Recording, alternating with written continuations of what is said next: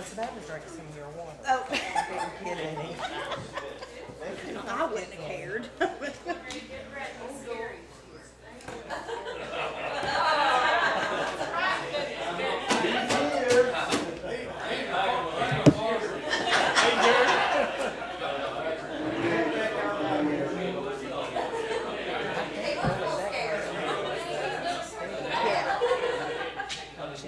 Do what now?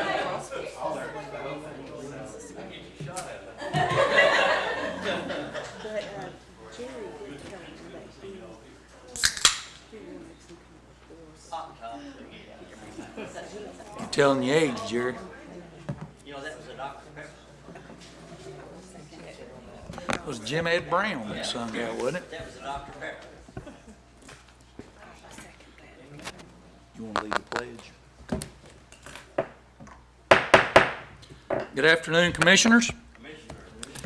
If we'll come to order, we will begin the monthly meeting of the Anderson County Commission Budget Committee for Thursday, July 9, 2026. Robbie, if you would call the roll, please. Commissioner McNabb. Here. Commissioner Palmer. Here. Commissioner Vandegrift. Here. Commissioner Val. Here. Commissioner White. Here. Commissioner Allen. Here. Commissioner Beauchamp. And Commissioner Smallridge. Here.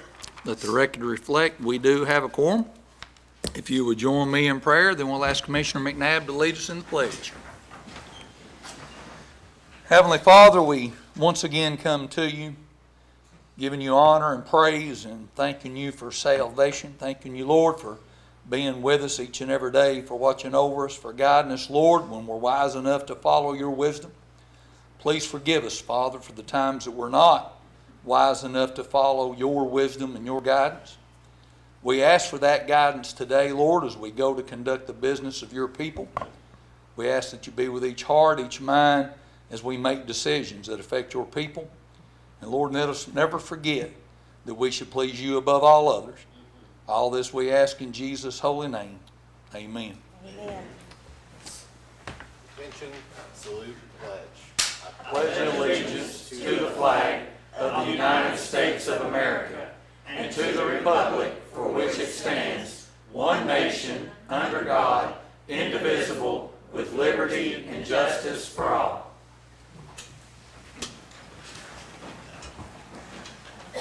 Thank you, Commissioners. The next item on the agenda is appearance of citizens. Anybody in the audience today wanting to address the Budget Committee Chairman. at this time? Yeah, Yes. we do have a guest that would like to speak on the behalf of the Soil and Water Conservation District, but Okay. he is running a little late, so Okay. if it was okay, if we could postpone that until such time as he Okay. arrives. All right. Anyone else wanting to address the Budget Committee? All right. Hearing none, we will move on with the approval of agenda. Second. Have a motion to approve. We have a second. Anybody want to add, change anything on the agenda? I do. We're Go gonna- ahead, Rob. Contracts B and C were taken out. Nathan asked those to be removed till next month. Okay. B All right. and C. Okay. Boy and Charlie? Okay. Yes. Okay. Rocky Top Care Center and Diverse Care of Oak Ridge. Okay.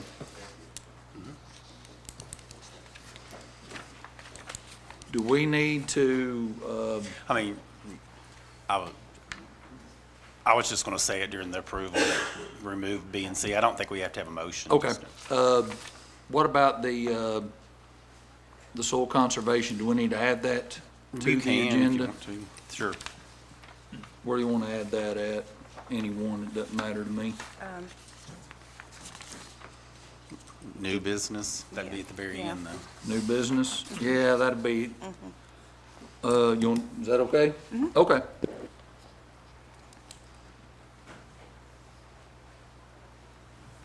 And that's what the guest is going to speak Yes. to, correct? Okay. Any other additions or changes to the agenda? We have a motion, we have a second. Any more discussion? Hearing none, all in favor say aye. Aye. Any opposed say no. Motion carried. Contracts with legal approval. Go ahead, Robin. Yes, there are 4 of those. A, Southeastern Emergency Physicians. D, Security Equipment Company. D and E are both Security Equipment Company for EMA. And then F, TDEC EMA contract. Move for approval? Commissioner Smallridge moves to approve items 3A, D, E, and F for contract approval, seconded by Commissioner Allen. Any discussion? Hearing none, all in favor say aye. Aye. Any opposed say no. Motion carried. Cash and fund balance report. Yes. So cash and fund balance ending June 30th, 2026. Just a reminder, June's open till August. We keep the month of June open till August, mid-August. So fund balances and things can change. The cash is final for June, but I just wanted to remind you guys of that. Our unassigned fund balance, $11,009,085. Total fund balance is at $14,094,000 and cash $18,952,816. The school's fund balance $10.4 million, cash $13.7 million. Any questions? Our cash is $2.6 million less than last year at this time. Any questions on the cash and fund balance report? Hearing none, moving on. Sales tax, again, an increase of 4.7 for the county as a whole, 4.7 million. May for Anderson County portion was up 4.3 at 581,721. And Means yes, just in the last year. All right. this current fiscal 25-26, yes. All right, thank you. One of the reasons we keep our books open till August is the state's usually 2 months behind on revenue, so we're just collecting May and June for a lot of revenue codes in July and August from the state of Tennessee. Okay, So all right, we haven't finished sales tax yet. thank you. Mr. Chairman, if I may. Yes, sir. Robbie, that sales tax, is that still in Nashville, or is it here in Anderson County and just not been distributed yet? It's in Nashville. It comes from the state of Tennessee. The state collects and then they distribute to And each they're county. always 2 months behind? Always, pretty much, yes. Okay, thank you. Thank you, Mr. Chairman. Any further questions on Not the? just for sales tax, for all state revenues. Yeah. Any further questions on the sales tax report? Hearing none, moving on. Okay, the ARPA projects report looks pretty similar as it has in the last 5 or 6 months, but there's $43,579 of interest, 7 projects still left on the books to be completed, which must be done by December, so. Any questions on the ARPA projects report? Hearing none, moving on. Okay, in current year grants, there were no new grants this year, since last month, sorry. But total grants for the year, $27,514,029. Indirect costs, $23,795, which is money the county gets back from the grants, which is quite a large amount of grants for the county. But that should be, this will be the final grant report for June, then we'll start a new one in July. Any questions on the grant inventory report? Hearing none, moving on. Okay, amendments, which it's hard to amend a budget you don't have yet, but these are all grant-related amendments. The first one is from the school department for ASEF's special education fees for services grant for $87,000. It's increasing revenue and increasing expenditure codes for that.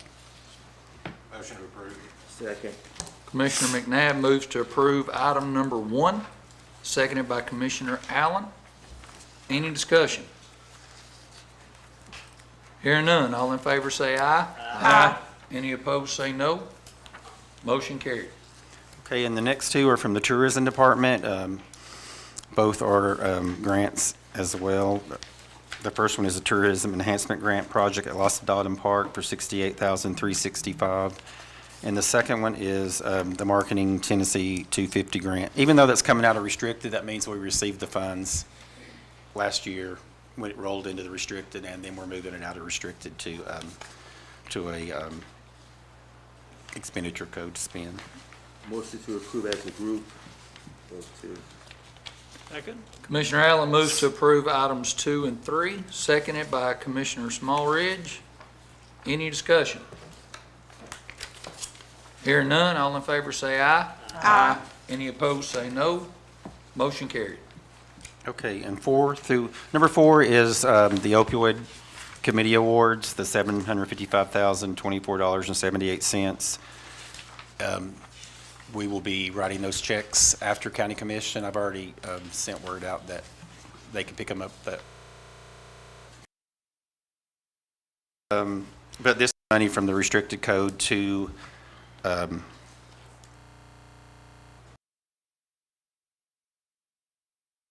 Motion to approve. Commissioner Vandergrift moves to approve items 4 through 11. I just did 4 there, Yeah, sorry, just 4. Okay, so just number 4? Commissioner Yes. Vandergrift moves to approve item number 4, seconded by Commissioner Yeah. Allen. Any discussion? Hearing none, all in favor say aye. Aye. Any opposed say no.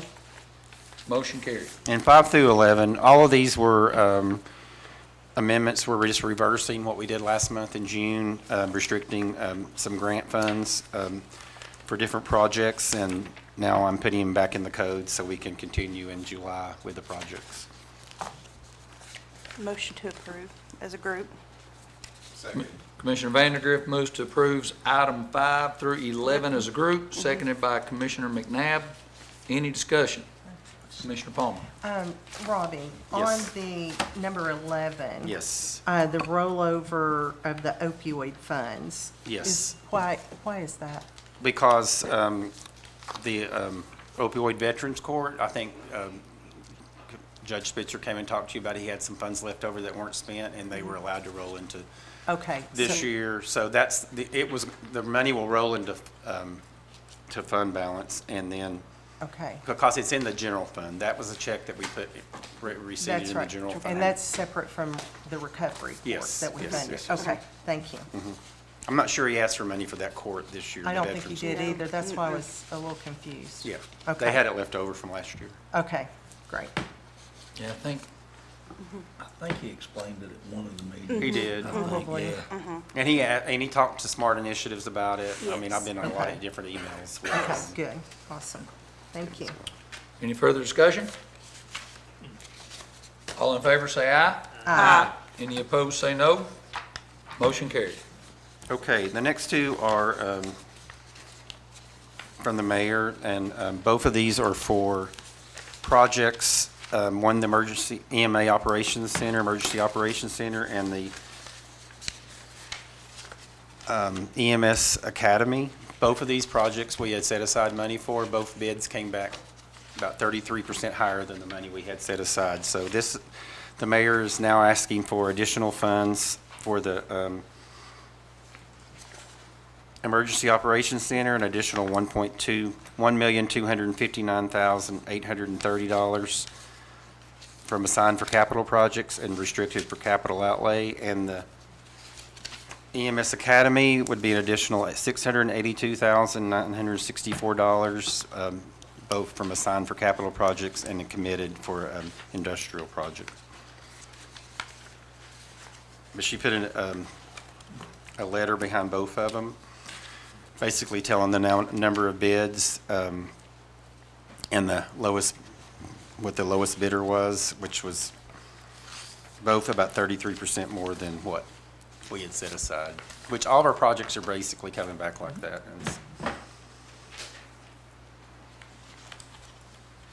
But to award the bid, we would have to have the money in place, so. Question, does that exhaust these funds? Yes. Except number 1, the assigned for capital projects, that's the money we put rollover in each year. We will, as soon as the industrial, we basically gave $1 million to the site development grant between ACETA, the industrial Yes. park, where they developed the pad-ready site. When that's sold, we'll get $1 million back to put back in that Okay. code. Okay. And we'll also I have remember rollover, that. hopefully we'll have rollover money next fiscal year to put in it as, when this fiscal year ends, when we close our books. That happens about November or so. But it does exhaust the other code, the 3-4, the restricted for capital outlay. So the approximate 1 million will go back into the assigned for capital projects? Yes, ma'am. Okay. Yeah. Do we have a motion? I got a question. Yes. Go ahead, sir.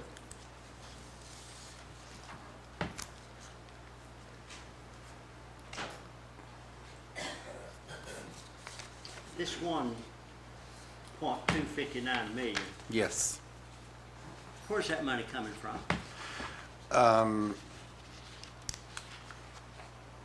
$3 million of it's a federal award. It's a grant that we received, and we had to match, but now we're having to put more money with it because the bid came back a lot I higher. understand that, but where's the money, where's our match coming from? From these assigned for federal projects, like the assignments that I just spoke of.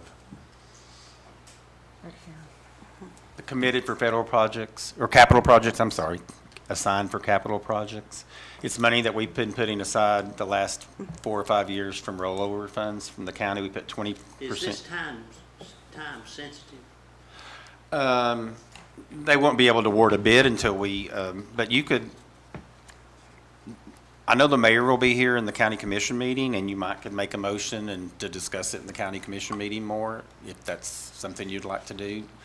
Not, Could I ask the EMA director, Nathan, to tell me if this is time sensitive? So seeing as this is grant funded, we have a hard deadline for completion of construction. I believe it's end of August of 27. The contract timeline that we have been given is 360 days. So it's advantageous for us to move on this as soon as possible so we can get a GC awarded and get through planning, because the city will not grant us planning permission until we have a GC awarded. There is an option for us to file for an extension. However, there's no guarantee that we would receive that extension. If the building was completed today and it was operational, what benefit would it be for us, for the citizens of Anderson County? Oh, it'd be a major benefit. Tell me one of Our current building, one, doesn't meet current fire codes for egress nor electrical. Our data stream, we just went through a 36-hour internet outage. Because of the way our building is constructed, there's no convenient way to add a secondary supply of internet, which puts us out of commission. Because the way that we communicate with the state and with our federal partners and our local partners is all internet-based now. So without that connectivity, we essentially can't operate.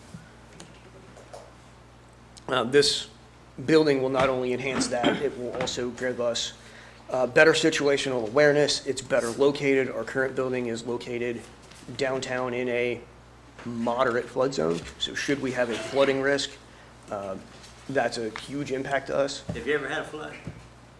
In my tenure here in the last 7 months, no, but previously, yes. also, Commissioner White, this is the building that the city of Clinton intends to build a fire department beside as well. Yes. I think they gave us, we're building on, is it their land? Okay, I was just Yeah, the wondering land on is the owned by back. the city. The building will be owned by the county. Okay, thank you. Yes, sir. Thank you, Chairman. Sir. Chairman, I make a motion to approve 12 and 13. I'll second that motion. Commissioner Palmer moves to approve items 12 and 13, seconded by Commissioner Allen. Any further discussion? I have a question. Go ahead, sir. Yeah, Randy, we have some matching funds here. Part of them are already set aside, is that correct? Yes, yes. But there is a possibility there'll be more, we'll need more funding? Not more than this, no. Not, we have bids that if we pass this budget amendment, this will be enough to award the bids to both, for both contracts, for both projects. And the mayor spoke in her letter on the EOC building, and both of them, that they might they would look for cuts and possible ways of saving money as well when they I start. know it was mentioned some funding from some industrial land that were. Yes, that's the $1 million I was talking about. Once that site is sold, that we will get our $1 million back. Thank you. Commissioner McNabb. Thank you, Mr. Chairman. I was kind of liking Robbie's idea of waiting until the mayor was here on this at the commission meeting, because I do have some questions for it. This is a lot of money. It makes sense what you're saying, but I just don't feel comfortable with this amount of money, so I'm going to be a no on that. I just wanted to explain why I would vote no at this time, so, thank you. Any further discussion? My understanding that if we pass it, it goes to full commission anyway, right? Yeah, And the full mayor's going to be commission's here gotta at full vote on it commission. regardless. Okay. Okay. Mr. Chairman, I got a question. Yes, sir. Has the possibility of one building, you talk about building this building, then the city gonna build a fire department right beside of it. Has there been any discussion or talk about just building one building for cost effectiveness and having the same results? Has all of our options been looked at? Yeah, that was actually the original plan, but due to the site with the amount of rock that's in there, if we would have gone with one congruent building, it would have actually cost more for site work because of the amount of excavation and fill that would have to be done. The engineers actually suggested this being two separate buildings for cost saving. The other building that's being proposed here is actually EMS, it's Nathan's. These are on two separate plots of land, just for clarification. Thank you. Yes, sir. Any further discussion? Could you repeat the motion? Yeah, the motion is to approve items 12 and 13 as a group. Any further discussion? Hearing none, all in favor say aye. Aye. Any opposed say no. No. We'll have a hand vote. All in favor, please raise your hand. 1, 2, 3, 4, 5. All opposed? 1, 2. Motion carries.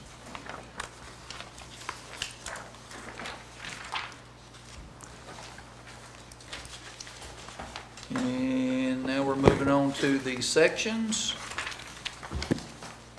First one is grant applications. Yes, there are 3 grant applications here, 1 from EMA and 2 from EMS. None require matching. This is just for approval to apply for the grant. Motion to approve As a group, as a group. Second. Commissioner Palmer moves to approve the grant applications as a group. There are 3, seconded by Commissioner Allen. Any discussion? Hearing none, all in favor say aye. Aye. Any opposed say no. Motion carried. Next item, the county vacation policy. Okay, actually, Commissioner Val had asked me to put this on there last month, and me and him both forgot about it. But we still, the way our payrolls fall, our first check in July was all for June, which we accrue back. So we really haven't started exhausting any July leave until this past 2 weeks. But anyway, we front-loaded the vacation. We made a motion in the HR advisory which came to commission and budget committee, which was approved to start accruing vacation monthly and not front-loading vacation for employees. But we did front-load it last year, but when an employee quit, we accrued back. We took off what they had not earned yet and didn't pay it out, which we did. By doing that, we probably saved the county almost $50,000 last year because we kept the stats in our office. But anyway, but it was on the table to start accruing this year. Shane, I'll let you go from there if you'd like. So the way we did, the problem that the finance office had, and I understand their concern, was if you're a county employee and you work here until July 1 and you qualified for 40 hours of vacation, 80 hours of vacation, 120, whatever, you could quit on July 2nd and cash all that out, right? So the solution we came up with last year was you can't, we're going to go ahead and give it to you, but you can't cash it out like a retirement check. You can't wait until July 2nd and then get all that money. You're going ahead and upload it. Make your vacation plans. You know, go to the beach or whatever you want to do. You're still going to have access to it. You're not losing anything, but you can't use it as a retirement cash out is what we did. So we wanted to put that off for a year to see. My question to the finance office is, I think it's worked pretty well. And if that's true, I don't really see any need in changing it. I think it ought to stay the way it is, but that's just my 2 cents. Yeah. Do we need a motion? Yeah, I To mean, keep we it the would same? need to, a motion to change the policy to state we're going to front load again, and the same as we did last fiscal year. I do think in our employee survey, it was one of the biggest complaints is, I mean, is the vacation policy changing, but, I mean, I think it was the right thing to do as the finance director. It's something that I feel strongly about as far as not paying out vacation. Even though we front load, we still don't pay it out when they quit. You could quit in July, you're getting only 1 month's worth of vacation leave, not the whole year. We used to pay out a whole year in advance. If you were earning 360 hours, which we don't earn that, 260, you got it paid out in July if you quit. We stopped that last year. So this just would continue then on. It would just mean we were front-loading vacation. A lot of people that can't build, that are new, the newer employees have a harder time building up, like, vacation time, because 6 months, you get 40 hours. A year, you get another 40.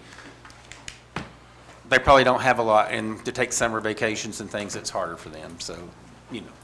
So you're saying you do not want to accrue monthly anymore, you want to front load, but if they quit, they don't get that? That's how we did it this year. That's how, Okay, yeah, that's what okay. we It's the said. same thing as just Okay. the 25-26 policy. Okay, We were just gonna Yeah. give it a year and say we wanted to change it again. I gotcha. And I think it's worked, Oh. my opinion, it's worked well.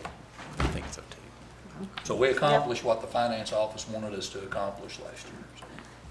I'm okay with it, yeah. I mean, I think it would be a nice thing to do for the employees as well, so. So the motion needs to read, just You leave it alone. leave it alone. To make the policy the same as 25-26. I'll make that motion. Yeah, I'll Leave second like it. is.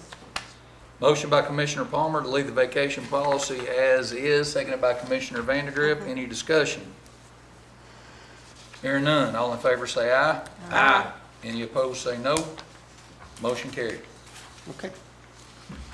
Now, the fun part, 26, 27 proposed budgets. Make a motion to adjourn. Where do you want to start at? Other than adjourning, Robbie, where do you want to start? Well, I mean, if you want to start, I mean, the mayor did take the time to put a 3-page proposal in here. We do have a motion on the floor from last meeting, but I would like to say, I'm not trying to be difficult or not understanding, but we've dominated a lot of the budget meetings so far we only discussing the sheriff's office. I do think we have other departments that have waited their turn, and it would be nice to hear from them first for a Okay. change instead of So where do you want to going start? straight into that. Maybe EMS, 'cause EMS, Director Sweet, front and center, please. You have the floor, sir. But I would like to start off with saying this. What's on the table, a 3% raise for the employees. We did cut the one department, which I think, but anyway, we're at $1,012,876 deficit currently. A million what? $1,012,876, which is on this Okay, page okay. of your budget, That's where we currently are. That is where With the 3%. with the 3% increase and nothing else. And there was a motion to not allow any increases, so that's with no increases and a 3% raise. Okay. If you take everybody's ask, the one above it, that's why I highlighted those two in yellow, we're at 3.7 million. That's with the sheriff's ask, EMS, best, number one, their main budget that they requested, everybody's ask, so, Okay. I'm not sure what page that is. I guess, Nathan, get us started with a brief little overview of where we started and where we are. Sure. So I think our main priority that we've been looking at is trying to get another 12-hour ALS ambulance, Advanced Life Support ambulance, staffed. We already have the equipment, so what we're looking at is trying to get the personnel. So the personnel annually for pay and benefits is $271,000. By adding this truck, we project it will increase revenue $125,000. So that leaves $146,000 that is not funded for this truck. If we increase our transport rates compared to what Medicare did in 2024 and 2025, because we did not increase our transport rates in those years, in 2025, the increase rate's 2.4%. In 2026, the increase rate's 3%. Now, Medicare increases in January. So if we increase our transport rates 5.4%, that's projected to raise revenues $140,000. So if we do that, plus what this unit will bring in from extra transports it will do, we're short $6,000 to staff this ambulance and put it online so that we can improve our response and capabilities throughout the county. So we've come up with a way that's just shy of meeting the full need for the unit. So our ask for that truck would be we would need an additional $6,000 to put that truck into operation. That's our main priority, to increase our response capabilities for all county citizens. Although this truck would be staffed and stationed in Oak Ridge, that means it's taking calls that other trucks outside of Oak Ridge would have come into Oak Ridge and take. So our trucks outside of Oak Ridge, whether that's in Oliver Springs, Clinton, Claxton, Rocky Top, Andersonville, those trucks all currently respond to Oak Ridge at times because of call volume to take calls. If this truck is in service, it takes some of those calls so those trucks can stay in their primary response areas longer. So that's a big focus for us, is to try and improve our response capabilities and transport capabilities countywide. That's our main request. Mr. Chairman, I'd like to make a motion that we go ahead and do that. That seems like a no-brainer to me. So I make a motion that we increase the transport rates to By 5.4%. 5.4, and that's at Medicare. That's, Of the it matches the Medicare. It matches what Medicare did in 2025 and 2026 Okay. that we did not do. And then with that increase, we fund that 12-hour truck. I second that. I'll second. Commissioner Palmer moves to approve a 5.4 rate increase for EMS transport rates, with the increase going to fund is it a new 12-hour truck or just a 12-hour truck? A newly staffed 12-hour Newly truck. staffed 12-hour Correct. truck. Okay. That is seconded by Commissioner Smallridge. Any discussion? Commissioner Smallridge. That 5.4% increase, that's assured. There's be no question about it. As far as it bringing in the revenue, Yes. well, that's all subject to, does the call volume change? It could increase. It could be higher than 140,000 if our call volume goes up. So there's a potential it could increase more. If our call volume drops, there's a potential it could decrease. So it's as volatile as EMS can be. I mean, I can't guarantee the same number of people are going to call 911 each year. Ideally, we would hope that it would decrease. Historically, it increases, and we see a population increase all throughout the county. You're going to anticipate the call volume is going to increase. So I can't guarantee that, no, sir. But I can tell you, based on what we have seen and what we are doing, that should be something we realize. Absolutely. Any further questions? If we increase that 5.4%, does Medicare automatically pay that? So it's Medicare is not going to really get an increase payment on this. Our rates are already higher than what Medicare pays. This is primarily targeting commercial insurance.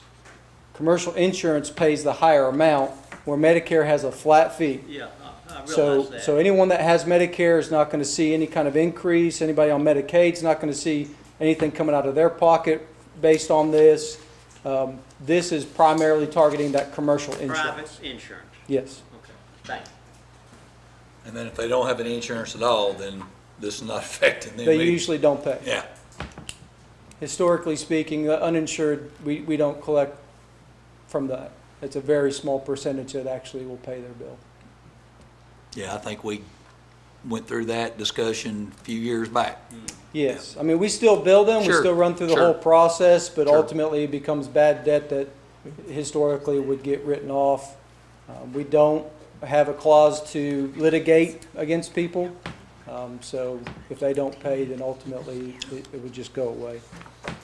I just have one quick comment. This goes along with our strategic planning in our Yes, workshop. ma'am. This was part of the public safety that we discussed, and this was a priority from that workshop. So, and you found a way to fund it, so that's a The win. Yes, and as a we, win-win. as we had previously discussed, we do expect to be back next fiscal year to be on the table discussing moving Claxton Ambulance to a 24-hour operation, where it is currently at a 12-hour operation. So we will be working towards that goal to come back to this body in the budget process coming up next year to take that unit from a 12-hour to a 24-hour operation. But that's not what we're discussing this current or projected to start fiscal year, but coming next fiscal year, that will be a discussion we'll be bringing back up. Commissioner Smalley. Yeah. Do we have anything in the budget at this point to upgrade our stations at all? Not currently in the budget. I know that is something that we've been looking at, we've been discussing and trying to even look at property side. We've done a concept design for the facilities. As a matter of fact, we actually we have submitted for a CDBG grant for a Rocky Top station. CDBGs are limited on where they can be applied to, but there was some property the county had up in that location, so we did apply for a grant on that. If we're awarded, then we can look at bringing that back. I know that takes a while. I've talked to other administrators. I think Union County got a CDBG grant for an ambulance station, and I mean, it takes a while for those things to unfold and be done, but there is discussion to try and pursue that. Obviously, in Claxton is going to be one of the top ones to talk about, because you move a truck to 24 hours especially. 12 hours would be nice, but 24, you have to have a facility.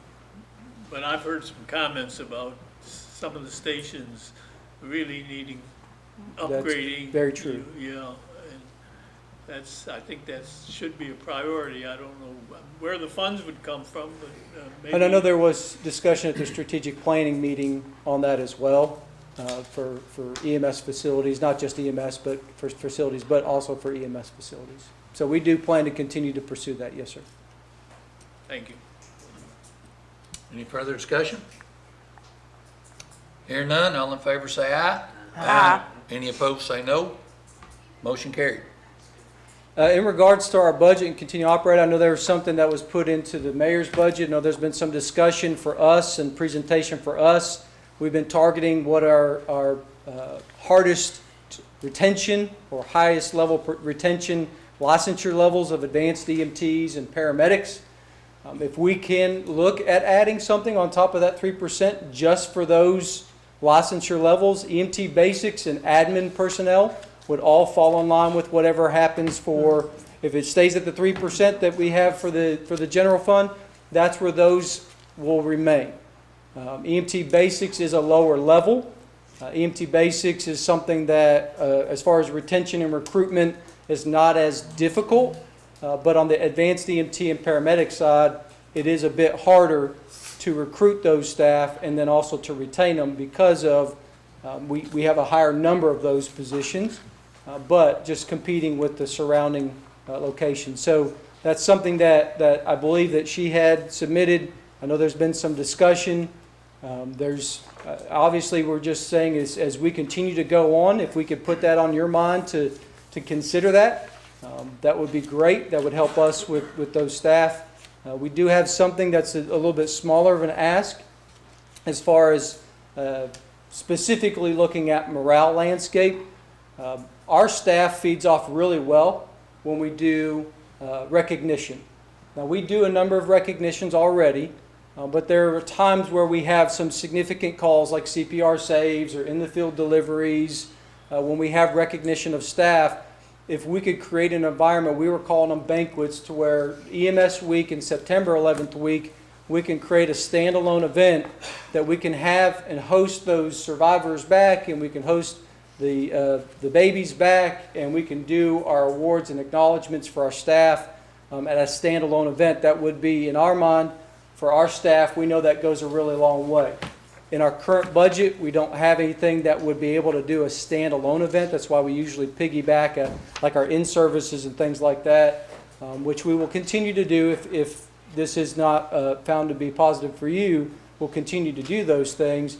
But a banquet, 2 banquets would cost a total of about $6,000 for us to put on. That's for us to just to put the invitations, the recognitions, the awards, those things together. And this isn't just necessarily our department. We had a significant award not too long ago that involved some of the first responder departments. We'd love to have where we can invite those first responder departments to that event and be a part of that banquet and be a part of that recognition. This also creates the opportunity that their family gets to be involved. Their family gets to attend, be there, a part of that, where historically, where we may do it at smaller venues, especially during the day, you may not see that as much. I'd like you guys to consider that. That would be an increase to one of our expense codes, but that would, in my mind, have a significant impact for a relatively small amount of money to manage for us for doing recognition with staff. So those are a couple things. There are other things that we had discussed on there. Medical supplies, we increased it this last year. We went through the budget process. We made an amendment. We increased our medical supplies. This fiscal year budget that we're talking about today doesn't have that increase. It's about $10,000. This budget coming doesn't, so it will be $10,000 smaller than it was last year. We have done significantly well when it comes to medical supplies. If you looked at our budget historically for medical supplies, we're almost near the same of what we spent in 2008. Now that I associate to my staff doing an incredible amount of work, working with vendors and trying to find the best deal, sometimes taking a lower quality medical supplies so that we can keep within budget. But adding that $10,000, there is a possibility that could come out of opioid funds. But that's something for you. I know there is a lot of work a lot of good work that is being done with the opioid funds, so I hate to bring that up because of that. But that is something that, as we continue to go on, we're going to have to look at trying to find ways to increase the medical supply budget to maintain quality and continuous supplies of medical supplies. Chairman. Go ahead. Robbie, what do we have left in there? I was thinking 13,000, but is that, No, from the past remediation, we have 263,000. oh, Lord. Yeah, let's, And you could even put all that in the budget, if you're using this budget between the sheriff and, I mean, that's not the abatement money. right, that's the We don't have to restrict remediation. those funds or anything. We do restrict them, but it's not necessary according to audit. We can let that roll into fund And balance. that is this coming year's, No, that's or, prior, that's Okay. this fiscal year, 25, 26, and what we've received in the past. okay. We still have 263. So we will receive another payment. Right. 263, 131. Okay. Yeah. Then I'll make the motion that we fund medical supplies for $10,000 out of the opioid remediation fund. 10,000? 10,000? 10,000. Mhm. Commissioner Vandergrift moves to approve purchase of EMS medical supplies in the amount of $10,000 out of the opioid funds, Past remediation. Past past remediation. remediation. That is seconded by Commissioner White. Any discussion? Go ahead. I'm wondering, the Save of Life and the deliveries in the field and that sort of thing, a lot of times those are related to overdoses or whatever, right? I mean, There are times, sometimes yes. that, There are times. Is that a permissible use? Any of that, you could, yes. I thought it was. Okay. Can I amend the motion? Yes, or- go ahead. Or you You go go ahead, and- no, you go ahead and Can amend the we add motion. that 6,000 into the opioid? Mm-hmm. I mean, it's a total of 16,000. And I think that would probably go a long way for the work that they do in the field. Yep. Commissioner Palmer amends the motion, moves to amend the motion to add 6,000 which would bring it to a total of 16. Do we have a second on the amendment? Second. Second by Commissioner Allen. Any discussion on the amendment? Hearing none, all in favor say aye. Aye. Any opposed say no. Motion carried. Now we're back to the motion as amended. Motion made by Commissioner Vandergriff, seconded by Commissioner White to approve the purchase of EMS medical supplies now in the amount of $16,000 out of the past remediation funds. Any discussion? Hearing none, all in favor say aye. Aye. Any opposed say no. Motion carried. Sir, those were the main requests. So I know we had several other requests that we made, but I know that there's a lot of needs countywide. Those were the main requests. I do ask that as we continue to discuss, that you keep on the mind of the potential for advanced EMTs and paramedics to maybe add to that 3% for those personnel, again, excluding EMT basics and administrative personnel. So I know you got a lot more to discuss, but I appreciate that sincerely. This will help improve our organization and response throughout the county. So I sincerely appreciate that vote and confidence in our department. Thank you, sir. Chairman, real Yes. quick, Robbie, what would a 1% raise for EMS be out of, do you have, if you don't have that, No, I that's have it. fine. Can we find that page? Okay.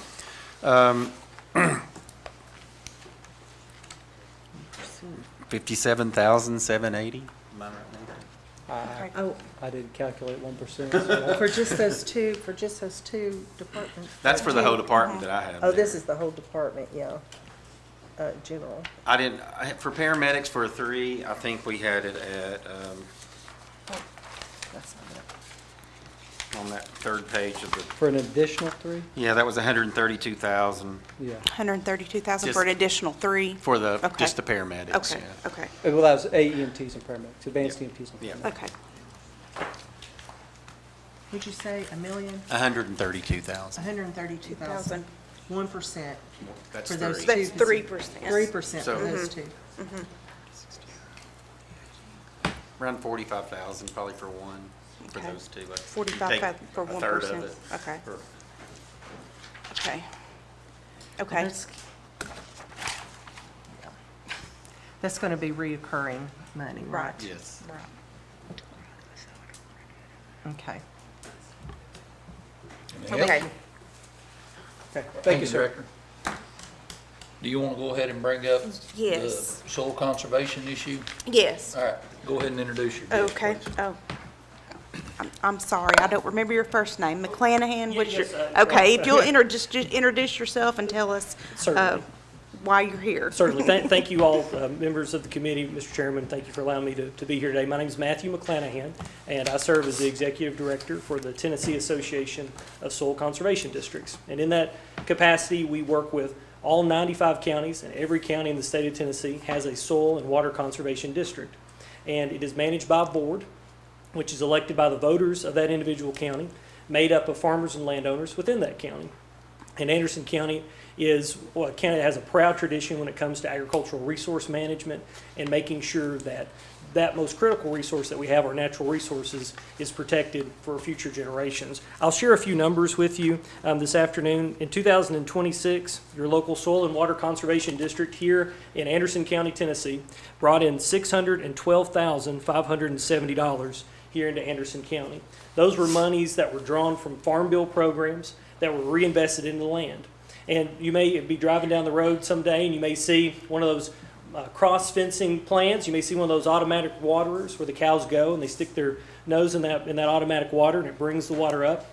Well, that not only provides a resource for that cow to drink clean well water, which obviously makes that cow healthier, but it also prevents that cow from then having to access water in a creek bed or a pond, which causes erosion, which is a better management of that water resource. That's just one thing that your local soil and water conservation district does for beef cattle farmers. And today, the reason why I'm coming before you is Miss Emily Harmon. She is one of our great employees in the Soil and Water Conservation Districts, and her current government-provided yearly benefit is $41,478. And there's been some discussion about the potential for eliminating that position. Well, in this office, there's only 2 employees in all of the Anderson County Soil and Water Conservation District, Emily and one other party. And as my grandfather would say, he says a one-man band has a limited run. It's hard for one person to be able to do all those things. Emily, in her work, not only does she provide administrative support, answering the phone, meeting farmers and landowners whenever they come in, but she also provides technical support. She's boots on the ground, literally going out, inspecting the resource, inspecting those construction projects that are going on, making sure that they're being done quickly, that they're being done efficiently, and up to the standards there. When we think about this number, however, there are few things in county government that actually make you money. Usually it's just a line item on a budget, and it's money that's spent. And it's important. It's important work that our sheriff's department does. I say that as someone who has family in law enforcement. Important work that all of our county agencies do. But when it comes to this particular area, when it comes to soil and water conservation districts, this is one area where the county actually sees a return. Not just in monies coming in, because the only way federal dollars and state dollars come into the Anderson County is through that locally led, elected board and the employees within that office, but also the multiplier effect that happens too. According to the University of Tennessee Institute of Ag, for every $1 of agricultural spending, $1.17 is generated in that local community. That's a 17% rate of return. And I don't know about you, but I don't have any investments in my mutual funds or retirement accounts that do that. So Emily's an important part of that. She's the one that's actually there answering the phone, providing that technical assistance. And we want to just stay here and just provide this public comment that we would strongly encourage this committee to continue her position so that we can continue to do good work here in Anderson County. And I'll be glad to answer any questions that you might have. Commissioner Palmer. I have a question. Is this, the agricultural department, do they do this work at all? Is this something that you do exclusively, the soil conservation? So the 4-H agriculture, Yeah, I think it's not duplicate It's not service. duplicate. It's not work, right? duplicative. No, so there's Okay. different missions. So agriculture is a broad field, obviously. This Okay. deals specifically with what we call farm bill programs. Those are that farm bill that gets passed in Washington Just- D.C. every 5 Okay. or so many years. Okay. Works through the Natural Resource Conservation Service, which is part of the United States Department of Agriculture. And that works with farmers and landowners, those people who are tilling the soil, the ones who are Okay. actually raising the crops, raising the cattle, Okay. to make sure that those farms are continuing, not just sustainable in the sense of making sure we're protecting, we're keeping the water where it needs to be and the soil where it needs to be, but also economically sustainable as Sure. well. Mr. Chairman, I'd like to make a motion to rescind the motion where we cut that position. And I'll second that. And I'd like to just add in way of discussion, I would really like to have a quarterly report. Certainly. I think all of us would like to know because we absolutely just had no idea. Certainly. No, So if we could have that report sent to the finance director quarterly, I guess that would be the place to let us know. Shows accountability. It Certainly. just shows that it keeps us informed. certainly. And we And, want to do that. And all of that. Certainly. So also Emily had put together, I think everyone got a copy, had put together a couple of sheets for us, just explaining some of the things that she does on a daily basis, and also some of that federal appropriations that we've received back from 24, 25, and 26. I would like to good meet information. Emily. She's right there. I would like to hear Emily. Okay, yes, please come up. I didn't hear you. It's nice to meet you all. So I've worked here for 5 years. I grew up on a farm with my dad. He had cattle, a horse. My sister and I show horses. My dad does not like horses, but he said it's either horses or boys. So we had horses. So no boyfriends, horses. But yeah, I love working with farmers and just helping improve their operations that they have, and I'm open to any questions. Commissioner Allen? So let's more of your background. How did you obtain these skills to do what you're doing? Is it just on a farm? Did you get any other passive education to do this? So I, besides the farm, I went to school and got my associates in science. And I You was, need to talk loud for this. okay, sorry. I was actually going to do occupational therapy, and Miss Kathy, she had this position before I did, and I was actually praying. I didn't know what career path I wanted to take, and she was retiring, and so she said, "Here you go. You should apply for this job. I think it would be a really good fit for you." And some of these, I'm going to get emotional. Some of these people here that I have helped have made a very big impact on my life. So, they're sorry. I love them. Because I feel like agriculture gets very overlooked. And they work very, very hard, not just here, but other counties, to get us what we need. I mean, we couldn't go to the grocery store and buy food if we didn't have them out there working tirelessly. They have full-time jobs. This is a side job. They don't get paid enough for what they do. So I feel like my job is just so small, just to kind of pay forward and pay it back, to them. I just wanted to say that when you first came in, I saw you, and I knew you were a very, very special lady. Thank you. Thank you for that. Thank you. You're welcome. Thank you all for listening to me too. Motion on the floor by Commissioner Palmer to rescind previous motion, which cut the funding for the Anderson County Soil and Water Conservation District.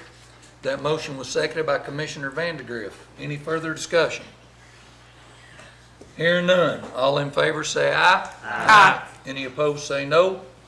Motion carried. You got your money back. One quick thing, just don't forget to keep us informed. You stay before us, I'm sorry, okay? yes, that should have been included in the Yeah, motion. just a quarterly report or whatever. We don't mean to overlook, but if we don't know, we don't know. Thank you. Thank y'all for coming. All right, Robbie, who you want next? Whatever you would like to do next. I don't have the list. I think, just- let's, Ms. Brooks. Jamie Is he Brooks, here? Law Director.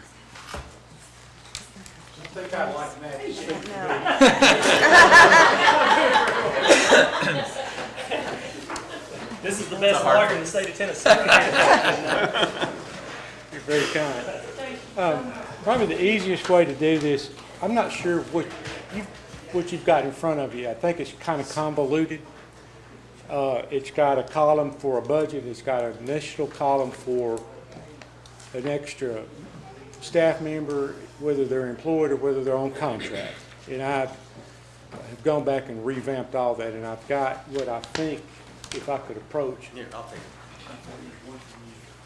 Sounded like a lawyer. Can I approach?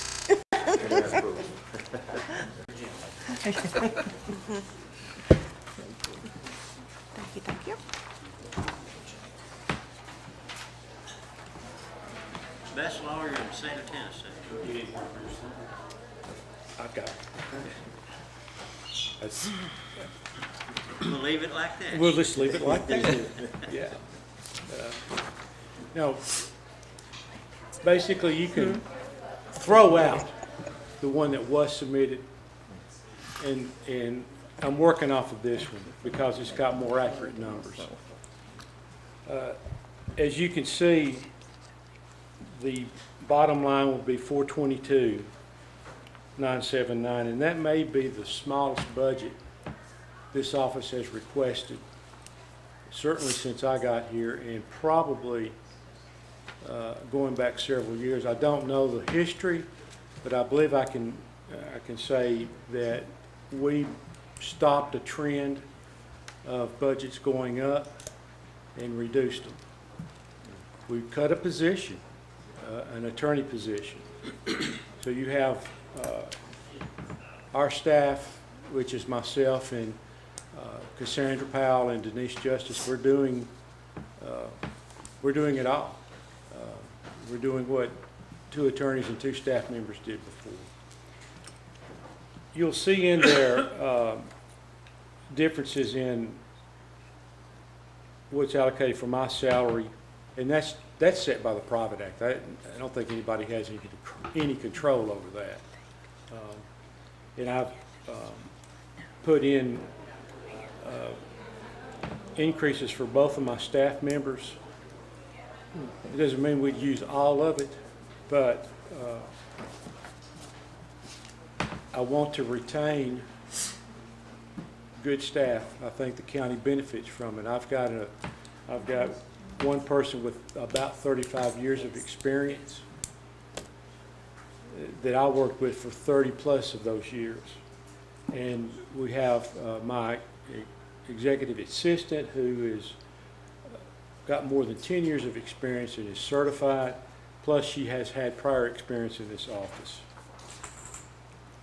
You'll see a category for $10,000, and you can just say that as a placeholder. All right. The reason being, as everyone knows, I'll be retiring on June 30th. And it was my hope that working with the Legal Services Advisory Committee and County Commission, that you will have someone on board to be taking the position of county attorney, county law director before I leave. And I think, subject to this committee and commission as a whole, that it would be a benefit to the county for me to help transition when you hire a new law director. At one point, I think I told the Legal Services Advisory Committee I would consent to do this on a contract, but I can't. I will not have errors and omissions coverage unless I'm an employee of the county, because I'm not in private practice anymore. I obtained what's called a tail policy when I took this position, and there's no going back. So I either have to be some version of an employee of the county or not. Now, those details are to be worked out. So that would explain those are the major differences you see that brought it from either 408 or 513, whichever you're looking at, down to 422, which again is probably the lowest approved budget in the last 10 years. Any questions? Good job. Any questions for the law director? Robbie, would you like to have a motion to approve? If that's what you all want to do. And I would like to comment that these do include raises for their employees, that additional from the 3%. So, That is correct. Not to say that it's automatically goes to the top, but there is that discretion in there. I mean, you've got some really. I've been blessed with good staff everywhere I've been, and I had an assistant that was making over $65,000, and had a lot of experience here and moved on to a different job, and we hired in a lot less than that. But the people I have working with me have been here to the point where they're due evaluations and merit increases. I mean, they are a benefit to this county. I believe and I hope that you have seen a very responsive law director's office in the last 2 years. And that is credited almost entirely to staff, because they're the ones a lot of you will interact with on the front end. You know, like I said, we've cut the position of an attorney, which was about a $70,000 ticket the county was carrying.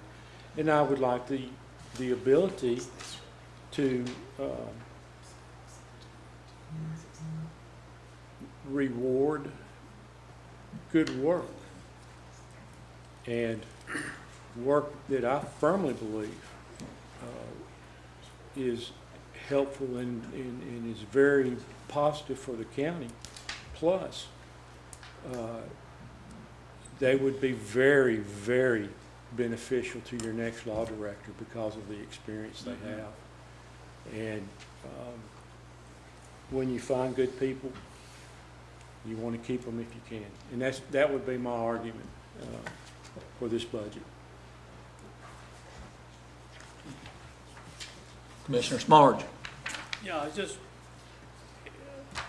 when you look at the budget for the current year, FY '26, well, it's not the current year anymore, but FY '26 versus what your request is for FY '27. What were those two numbers? The differences are in my salary, which is set by a private act. The funds designated in the account for my executive assistant and for my legal assistant, paralegal, or not paralegal, but secretary, whatever you want to refer to her as, those show increases. And what I'm saying is, at least with the two staff members, that gives me the ability to work within a range from what they're making now to what, it gives me a scale, gives me some leverage, not leverage, it gives me some discretion to reward them for the work they're doing, which is directly beneficial to the county. And I know Robbie said you're looking at a 3% across the board raise. If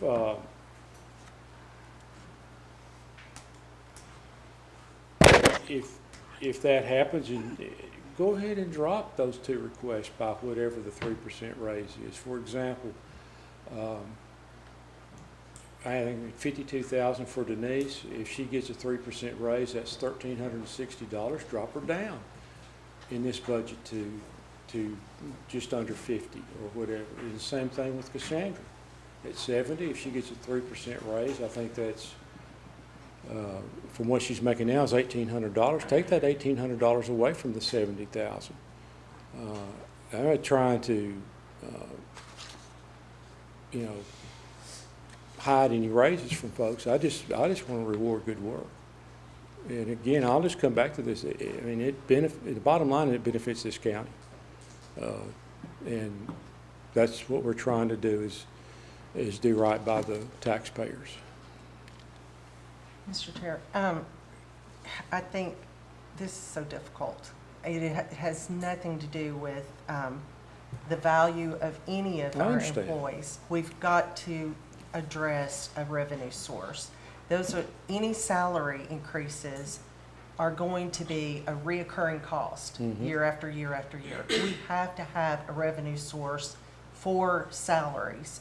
And we have not had that conversation. We have not decided where the revenue is going to come from for those increases.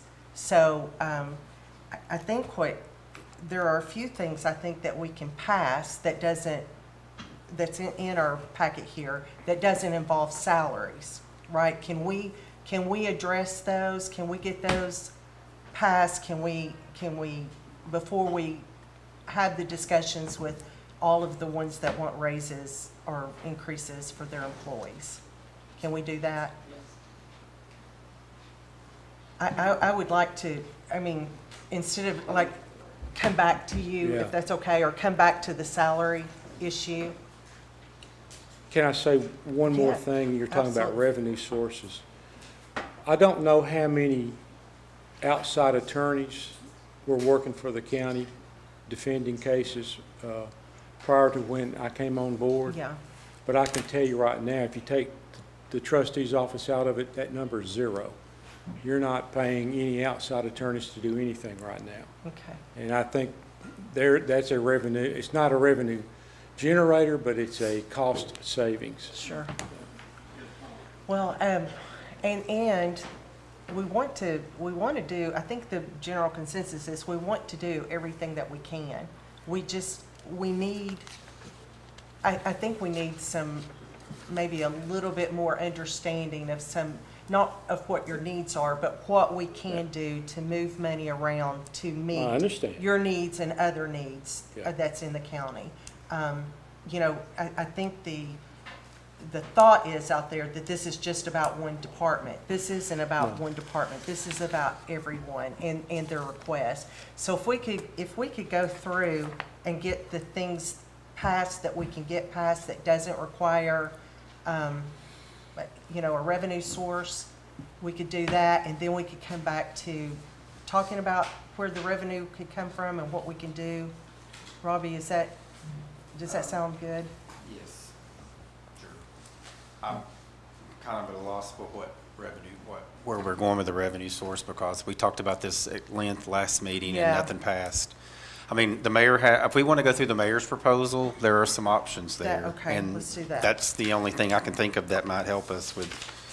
I think the revenue source is too big a subject for this budget committee meeting today. That's probably right, Commissioner. You're probably right about that. I'm sorry, I didn't hear you.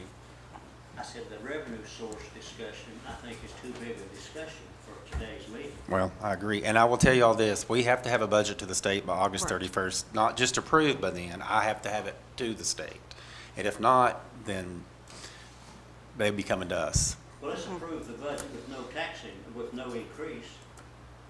We have done that.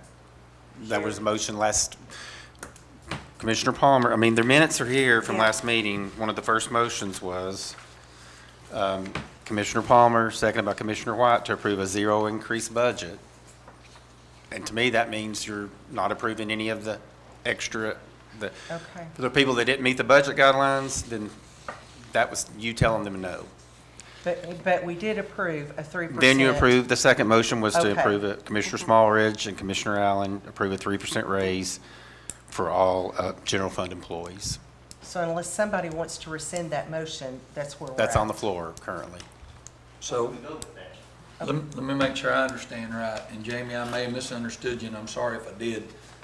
When Jamie was making his presentation and Commissioner Palmer brought up the fact about the salary increases in his budget, I understood him to say, okay, then that 3% goes in place here. Were you asking for an additional for your I was, budget?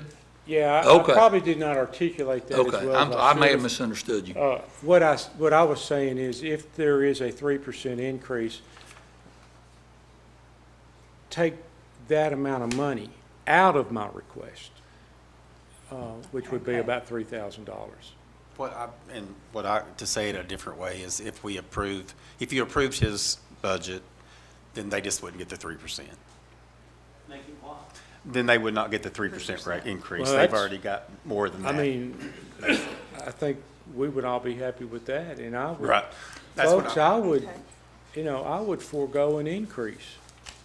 I to help. thought, my understanding was, and again, correct me if I'm wrong, Jamie, that he was saying, okay, 3% for his salary increases in his budget, and he was okay with that. No? I'm okay with those numbers, and if that is in lieu of any raise, I think, if you can find a way to, I'm not sitting here trying to cut my feet out from under, but if you can find a way to get around the private act that sets the salary for me, Oh, yeah, I'm willing to forego a raise. I respect you for that, but Yeah, I I'm mean, not, I'm I, trying. for one, ain't looking to start messing with that. Yeah, I don't want to go there. Absolutely not. I guess what I was thinking was, how much is what he's asking for? What percentage would that be for his employees' pay raises? That would be, I mean, again, if we jump them all the way up to that, which is not gonna happen to start with, Right. that's under 10% for Denise, which is the 48.3, I think, category, which I think is a 50 or 52 category. The other one is 16%. 16? Yeah. I got you. If you did the took, 70. yeah, if you give the, you start out the year with, you go from what they are now all the way up to what we've requested. I understand. It's not my intention. I'll probably get slapped around when I get back to the office, but I doubt it. We're a good team.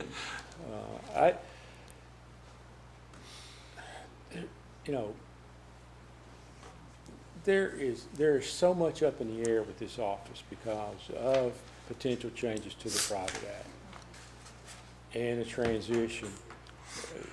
My staff's, they're suffering from post-traumatic stress. And they don't know what's gonna happen, next month, 6 months from now. So, I mean, I'm not using that to defend what I'm asking for. I'm just I understand. saying, I guess I come from private practice, and when I saw somebody doing a real good job, then I wanted to reward it. All right. That- A lot that easier may to be do a it. mindset that, and I understand the county's got limited funds. Yeah, Robbie, can we give like pay increases in the middle of the year? We don't have to do it just now, No, you today? can- Okay. I mean, we have had them come to the budget committee before, and So maybe when legal services works out some of the private act issues, and maybe we can work on that in legal services and see about making adjustments when there's some definite decisions made there. It's got to happen in a hurry if it's Yeah. going to go to the legislature and get Yes. back and get someone hired, and Yes. the transition starts and is completed, so. I'll make a note to see about having a meeting on that, so. or asking about it. Go ahead, sorry. So do we want to take any action on what's in front of us? So was the suggestion pass that budget minus the 3%? If I'm understanding what, and I don't want to put words in Robbie's mouth, if this budget were to be approved, they would be taken out of the countywide raise. But typically, if we give somebody more than what the countywide raise is, we don't give them on countywide on top of that. One suggestion I might have with this budget is, instead of putting the $10,000 in as a placeholder for, in case you all hire someone at the end of the year, is when you're interested in, if we are gonna hire someone and we're interested in doing that, just coming back and asking for it then. Kinda like we did when we, I think that's a I very mean, that viable could take option. 10,000 out right there. I put it in more as a placeholder just so we wouldn't lose track of it. And I couldn't put it under contract services because if it's me, it won't work that way. You may not want me around after you hire someone, and that's okay too. I just So that put brings option in there, the total down to 412, 412, right? which Okay. is by far the lowest budget this office has. That's Last year's. $15,000 less than this current year, or last fiscal year's budget. $15,000 Yeah. less. Mhm. So do we have Commissioner Allen? Yeah, I think that's a great compromise. Yeah. I think the budget wonks, respectfully, they kind of agree with that, to go ahead and pass his budget at $412,979. Is that does that sound reasonable? Go ahead and pass it that way, and they won't The give you raise raise. would be reoccurring.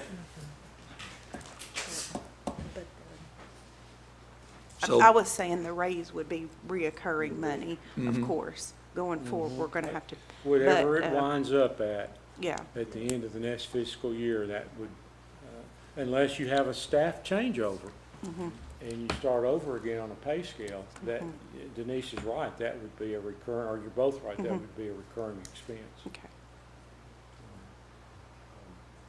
make that motion to go with the 412,979. And, it don't get the 3%. That's correct. That would be correct, Commissioner. Commissioner Allen moves to approve the law director's budget with no 3% pay increase. Do we have a second? Second. Second by Commissioner Smallridge. Any discussion? Yeah, you're gonna have to explain that to me again, because I cannot give one department a raise and not deal with all these other raises. We are increasing those two codes by more than 3%. They did make some cuts in their other contracted services, and I'm not sure what other code it was. So The they contracted services, I think, was the biggest cut, To make their budget lower, because then that way it fell within the budget, but, but we put 10 of that back, basically 10 of that got put back into the secretary code. That's that space saver.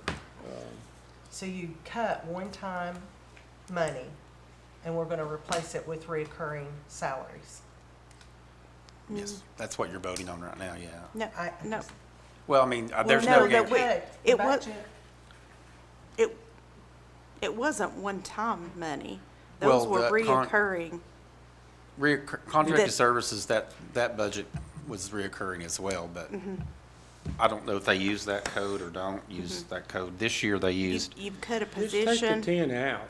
Yeah. And when you hire somebody, it could be revisited, like Robbie said.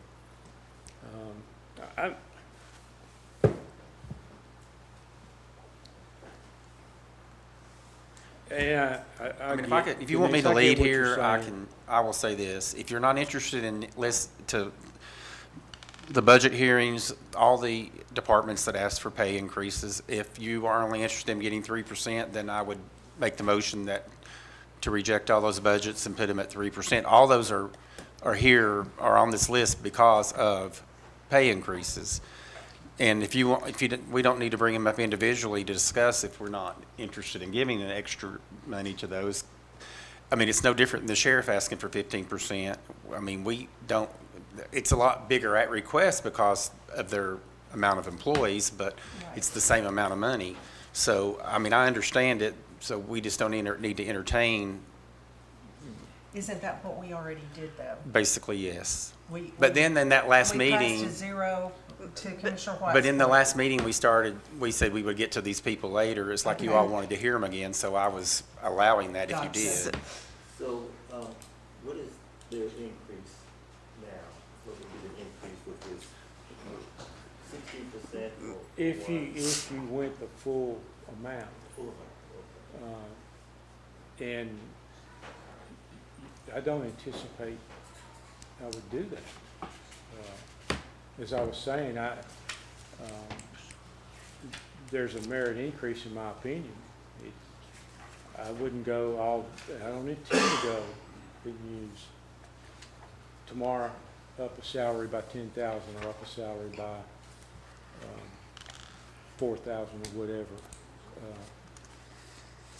That is money that would be in there, and whether it's recurring or not would depend on what happens next year with the budget. But, Okay, you go ahead. and even, you have to approve any pay raise I give them anyway. So even if I have the money in the code, this. No. Once No? you have the money in the code, it does not Okay. come back here. Well, scratch all that. We approve it that you have the funding in our office, but that's as far as it goes. Well, Commissioner Commissioner McNabb McNabb, first. okay.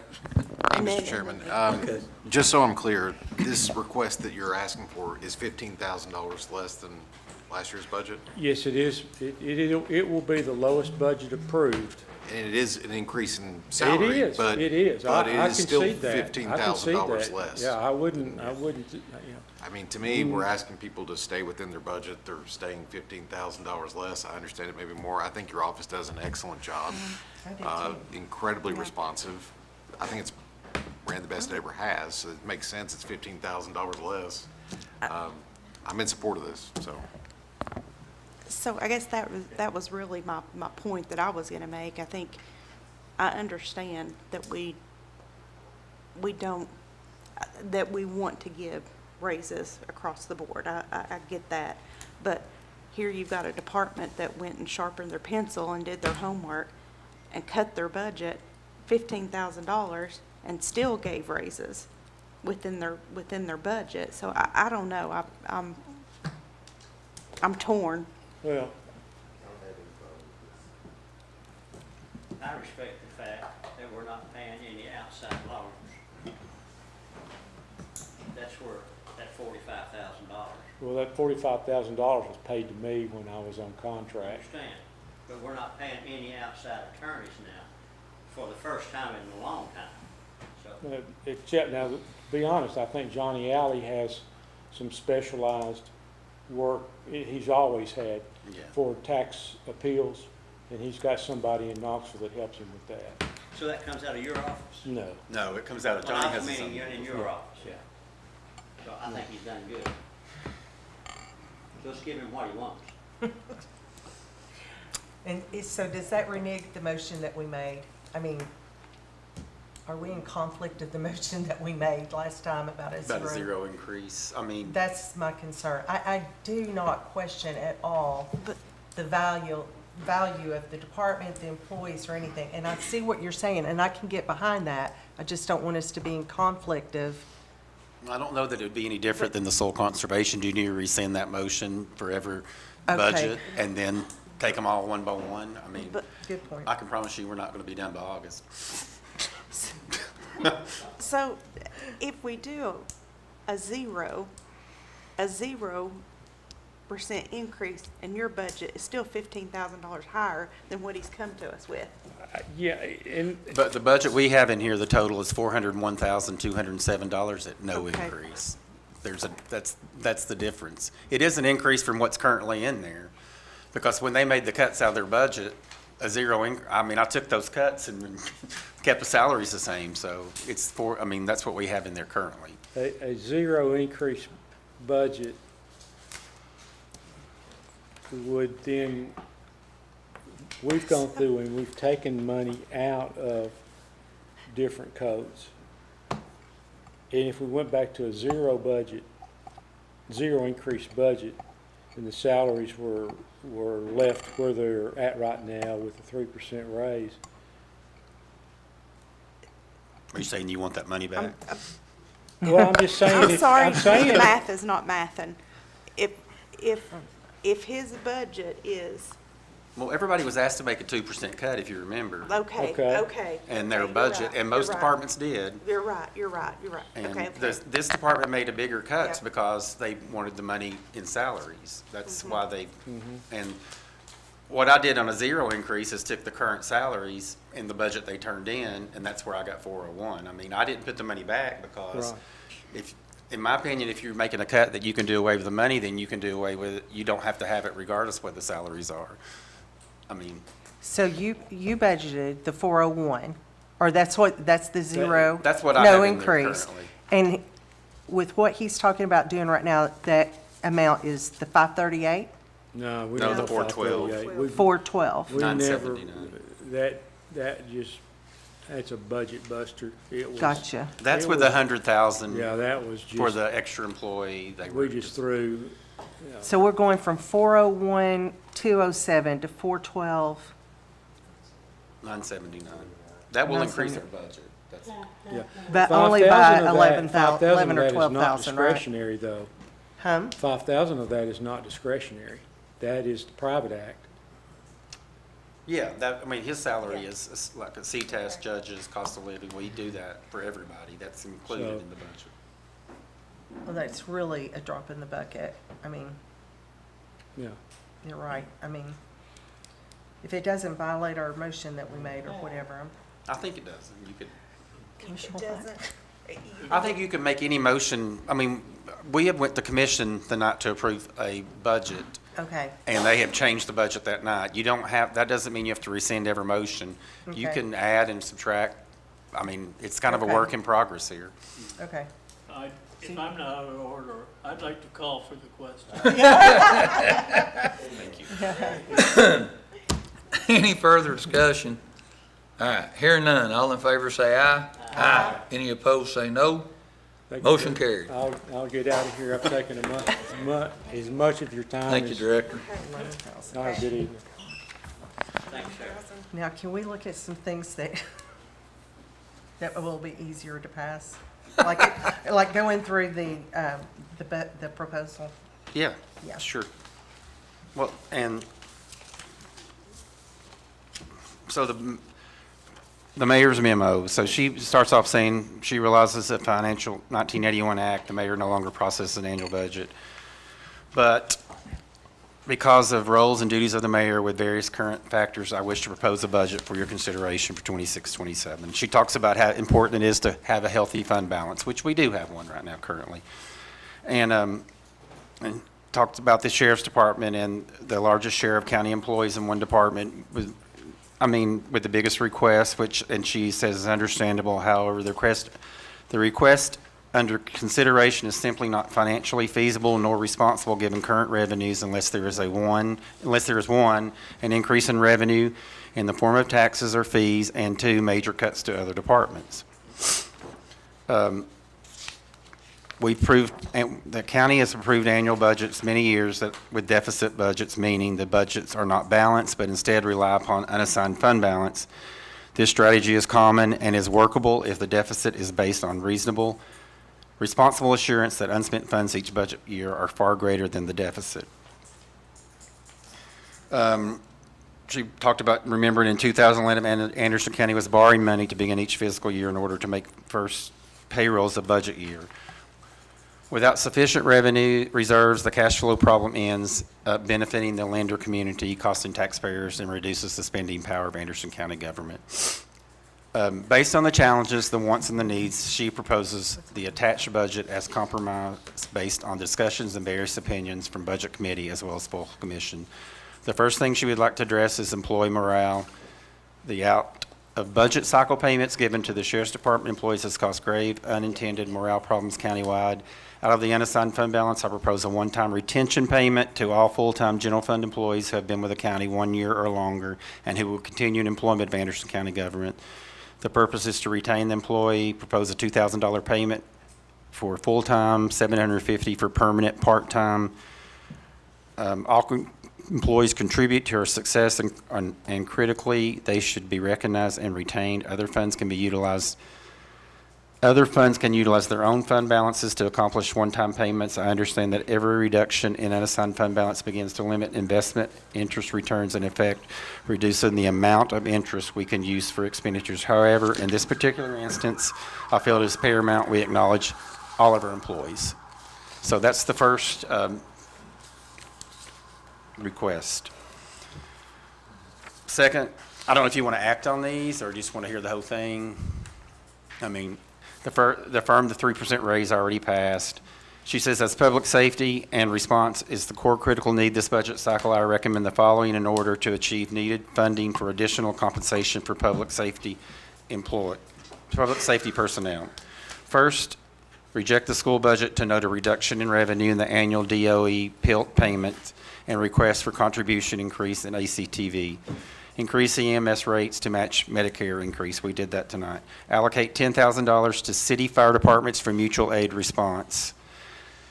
Allocation of opioid damage fund for EMS. Increase funding to public safety personnel by additional 3%. Establish working group of sheriff, mayor, finance director, law director, and commission chairman to look at reform or full repeal of civil service. Note, Anderson County has been limited in ability to target raises to specific personnel, and a fresh look at civil services needed. Options and/or proposals would go to Budget Committee and Operations Committee for consideration. Inflationary increase to volunteer fire departments and rescue squad at $1,500 each. Addition of a 12-hour ambulance. We did that tonight. Public safety definition, Anderson County Sheriff's Office, EMS personnel, EMA, and animal control field officers. Our other proposed changes would reduce library part-time code $45,000 and place a new supervisor code. The current structure of the library has all directors reporting to the full board. The board needs a central supervisor who oversees the directors, and then supervisor would be responsible for reporting to the library board. Initial request is based on 20 to 29-hour supervisor in order to minimize negative part-time fund impacts by minimizing benefits that were required for 30-plus employees.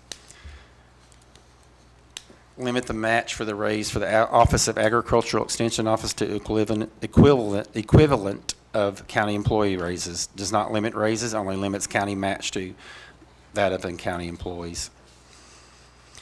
Some of these proposed changes can be adjusted next year. For example, DOE PILT can be returned to the school system next year. However, some changes such as employee increases must be funded each year. So these are major changes with ongoing budgetary impacts. Anderson County wants to be careful not to leave the proverbial ticking time bomb that could have negative impacts on next year's budget and our citizens.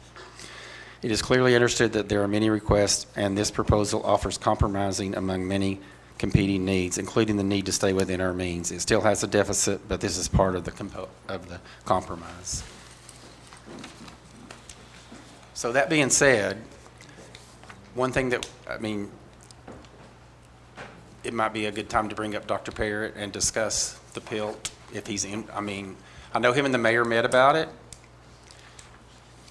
I understand he does not want to give $492,000 to the county next year, but I will say this before he gets up here. I do know this, that he budgeted, I think his sales tax can increase $500,000 because he's going to make that this year, and we didn't budget. We don't have in the budget currently what this year's sales tax has collected. So I do know that he can increase his budget $500,000, and the PILT's only $492,000, so it would be a washout in my opinion. Come on up, Dr. Yeah. Parrott.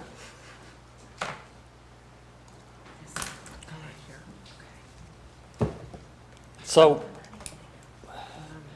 that is true, sales tax went up, but if you look at our property tax come in $605,000 short this year from what we had budgeted. Also,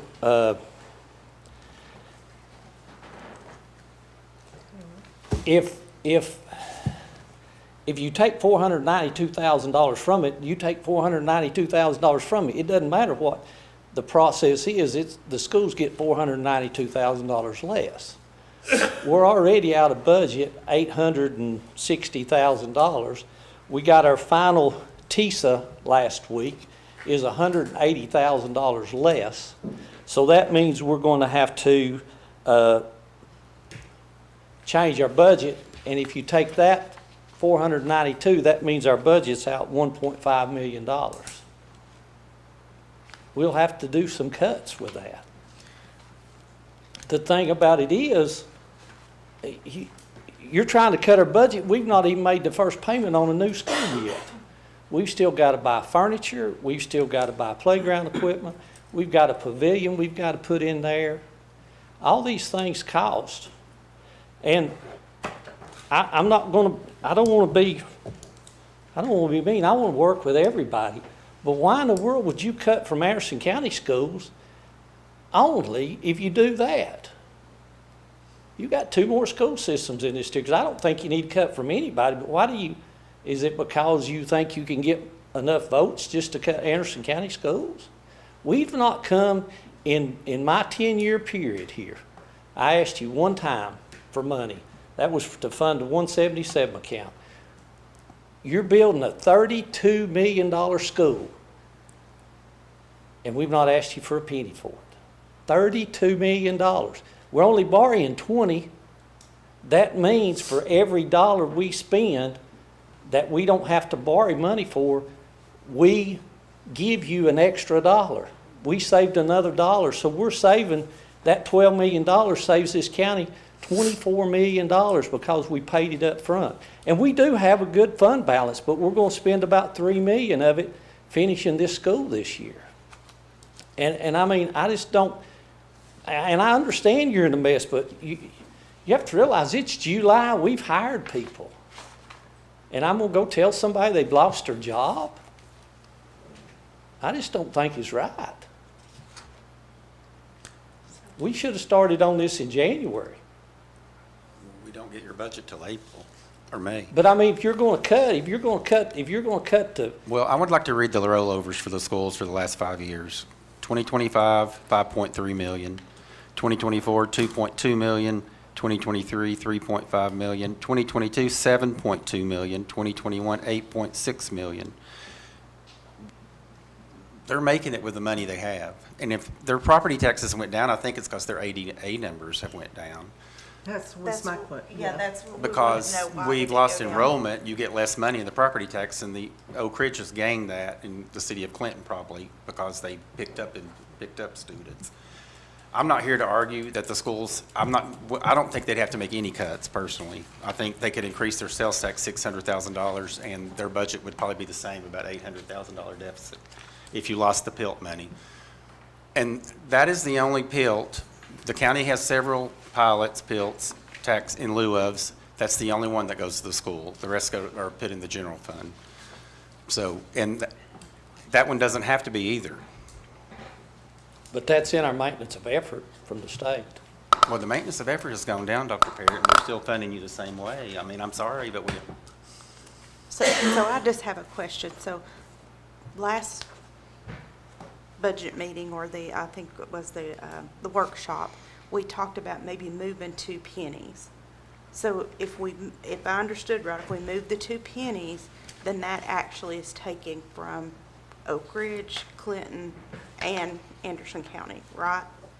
yes. Okay. Because the school's tax levy is collected, we collect for all 3 school systems, and then it's divided up among by the ADA numbers. So we collect county taxes for Oak Ridge, Clinton City, and as well as the county. But we can't make cuts to the city school systems. The county can only deal with the county school system. And we tried last week to take a penny, which would have been had the least impact on the Anderson County school system, but it would have an impact in Oak Ridge, about $300,000 or less, and Clinton City, probably $20,000. But that didn't pass. We've tried the PILT now. They're against that. The only other money that does not affect, when we pass the 5 pennies in the 177 fund, we don't share that with the cities. That's the Clinton City or Oak Ridge get none of that money. It all goes to Anderson County. So that would not affect any, and it also does not affect students. We don't pay teachers out of that. It's capital improvement only. So now one more time. The 177, the capital improvement fund, Okay. we put 5 pennies in that, which it's Okay. less now because the penny's worth more. But we don't share that those funds with Oak Ridge or Clinton City. That's collected only for the Anderson County school system, and does not affect students, teachers. We don't pay salaries out of that. It's capital improvement only for the schools. So is that capital improvement going towards the new school? They used a part of that money this year for that, yes. It's built up a Is- reserve of over $1 million, so, yeah. Okay. So is the plan to use that again, or? Yes. Sure it is, yes. Commissioner McNabb. Hey, Mr. Chairman, I just wanted to give a few comments. I read the mayor's proposal on this. Just my 2 cents, I'll be brief. I think we're pretty late in the game to be discussing this as far as cuts to the schools. 95%, it's my understanding 95% of the schools' costs are fixed. It's spoken for. You do have, at our Claxton Property Task Force, we've been talking about the costs for the furniture, for the playground equipment, all of this stuff. Just because he's not asking for an increase, they've been good stewards of the money as far as putting it elsewhere. And we have lost, I think, approximately 20 teachers to other schools for compensation. So they are having a problem too. They're not asking for more money. I cannot support this cut at this point. I appreciate the work's been done, but it's just, we're gonna have problems down the road if we do this. So, thank you. At this point, do we have any kind of motion on this? What kind of motion do you want? Whatever one y'all want to make. Said, this is too late in the game to start talking about Well, this would be my, taking this kind of money, yes. in my opinion. In my opinion, then, if you're not willing to make any changes to the revenue, then you need to pass a 3% raise and move right on. Because we do not have the money, we're at $1 million, when we added back the soil conservation, what are we at, Paul, right now? But I think we've done that. Yeah, I'm saying we don't have to do anything else. You do Okay, have to let's- approve the let's go school's home. budget. We haven't approved any of the other funds. We have to approve all the other funds' budgets. The school's debt service, 116, we have to get more money in 127. I mean, if Dr. Parrott doesn't want any cuts, at least could he make another $25,000 donation to the I 127 think fund? And we could give them another 10%, like split the sales, the cable TV franchise tax 50/50, and I think that would be enough to keep them right where they're at this year. Do you need a motion for that? Yes.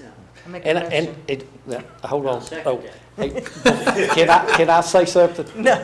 I can't go back and ask the board to do that. I can't approve a budget. You have to realize I work for a board, but I would see I think it's a great public service, and I have no problem with that. All right, so make a motion for the schools to give another 25,000. Pending their school board approval. Pending the approval of the And school board. increasing the cable franchise That's for Channel 95. 50/50 between general fund and, 50/50. yeah, The cable franchise. yes. Yeah. And if we have issues and at the end of the year, I can bring something back saying we need to Yeah, get and them. we'll take care of it too. Because I know we had to get that done. I still need a budget. I still need but I'd still like to have our budget approved. Yeah, well, tonight we need to approve all those budgets. I mean, that, we are already supposed to have approved or rejected them. Well, So- let's, So Yeah. you make the motion to approve the ACTV reallocation. You second that motion, Commissioner White? Any discussion on that? Hearing none, all in favor say aye. Aye. Any opposed say no. Motion carried. Thank you for that, Dr. Parrott. All right, now, what do you want done, Robbie? So, what pages are we on here, Paul? After the statement of, I would bring the budget, I got it right here, sorry. So on pages,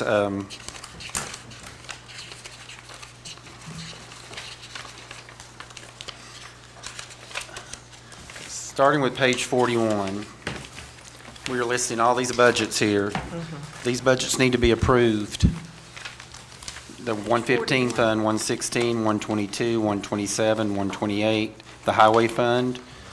Then on the next page, you have your 3 debt service funds, 151, 152, 156, the 2 capital projects funds, the employee benefit plan, and then the general purpose school and cafeteria plan.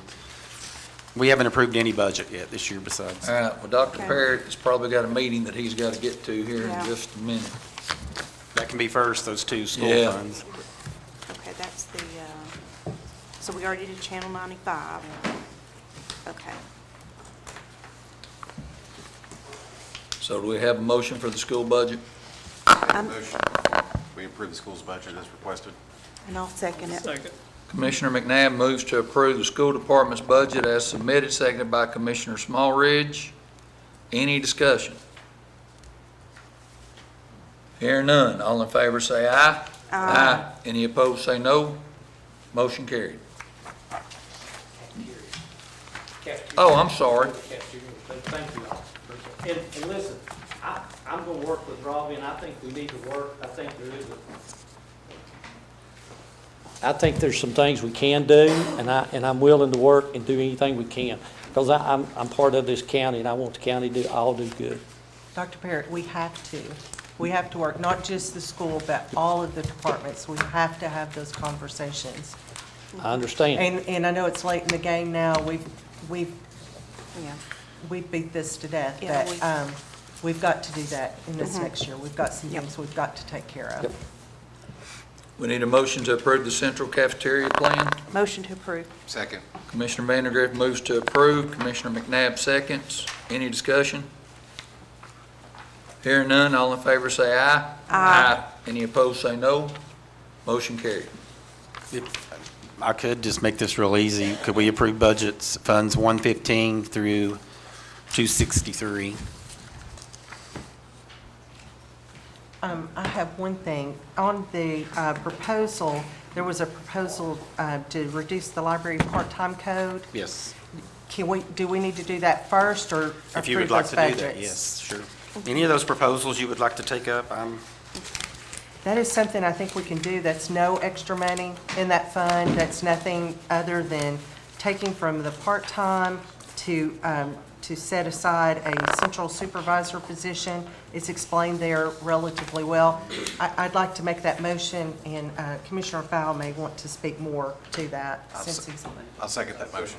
Motion made by Commissioner Palmer to reduce the part-time code in the library budget, seconded by Commissioner McNabb. Any discussion? I'll pass the gavel. Yeah, I think it got brought up at the last full commission meeting. I think there was a comment that was made. I think it started with a member of the audience, and then I think maybe Commissioner Barron brought it up, that there was a concern, I guess, with library board members going to the libraries, having interaction with the library directors and or the employees. I believe that's how the conversation got started. So the takeaway from that is, and I said it during the meeting that night, we actually have a board, people, part of the legislative branch of government, technically supervising full-time employees of county government, executive branch of government. And there's always going to be a detachment when you have that. You don't have somebody whose job it is to go out and supervise each and every day. So I think this is moving in the right direction to try to solve that problem. I believe the argument could be made about the need for as many part-time positions as there are. So I think this kind of solves that problem. I appreciate the mayor making that suggestion, and I appreciate the motion being made tonight to do that. And, you know, if it doesn't work, we can always look at another option, but I think it's a step in the right direction. Maybe part-time, if we're able to find a candidate, we'll ask HR we'll create a position description, post it, and we'll see how it goes. If not, then you can always look at other options in that. All right, we have a motion and a second. Any other discussion? All those in favor say aye. Aye. Any opposed? Motion carries. Passing the gavel back. Ma'am? Anything else we want to take up on that list? Do we need to establish a working group to look at that civil service? Or Sheriff, does that need to be? did you hear what the proposal was? I did. I was in the hallway. I read it, I listened. So I have to go. I have somewhere to be, and I just want to say a couple of things briefly. Chief Sharp's going to stick around, so when our portion comes up, if you have any questions, and he'll jot down anything that he needs to come back and discuss with me. It was said earlier we should have started back in January. I'd like to point out to this body that I started in December of last year. I just got off the phone with a phone call out there with Chief Bryant of Lenoir City Police Department. I asked him what a post-certified patrolman would make with some experience. He said he starts them out at $72,000. Currently, my lieutenants make around $62,000. We're behind. Nothing's changed. I appreciate your hard work. Any questions I can ever answer, you guys have my phone number. And I wish you guys nothing but luck. All right? We're going to work on this. All right. We're going to have some workshop. We're going to do something. We're going to work on this. We have to. We have to. Thank you. Thanks, Sheriff. All right, so I think what you were talking about, Commissioner Palmer, is establishing the working group. Yeah, I guess he's okay with that. I'd Yeah, like he to make said a he motion read to it. do Okay, that. he I think wants that's to a do good that. idea. I'll make the second then. Commissioner McNabb, sorry, forgot the Mac on there, moves to approve a working group of the sheriff, the mayor, the finance director, the law director, and commission chair to look at or reform or full repeal of civil service. And Commissioner Palmer seconds that motion. Any discussion? This would be just to look at things, not Yes, sir. necessarily take any action. Yeah, to create a working group, it says. Chief Sharp. I would like you all to just consider maybe the Civil Service Board members being on that also. The How three many are members. gonna- how many? The chairman and 2 board members. So 3 more? We amend the motion to reflect. Well, it was your motion, you just want to add that in there? To include, what's your suggestion, The Chief? chairman and 2 board members. Yeah, but I mean, how many of them from that board to be on this board? I guess at least 1 would be okay, as long as we have a representative there. Doesn't matter if it's the chair or No, one just- of the members? just one of the board Just say members. one member from the Civil Service Board? Okay, I'm okay with that. okay. Any further discussion? Hearing none, all in favor say aye. Aye. Any opposed, say no. Motion carried. I think that's all I see on here that we Did- can do without. oh, Do you want it, one thing that would be a reduction in the budget that would help is the $10,000 for the city fire departments for mutual aid. Instead of, right now, they currently have $50,000 in the budget for each of those. That's $250,000 compared to 50. That'd be a $200,000 savings. And there also was her recommendation was for the increase to volunteer fire departments and rescue squad, an inflationary increase of $1,500 each. If I could just kind of put this as a reminder, Chief Adams and Chief Lane did come in and address this body with the Fire Commission request, which was the status quo of $50,000 for all departments and a $25,000 increase for all departments. Just a reminder of what their request was, This since is they're just not the here at the city moment. portion, right? Yeah.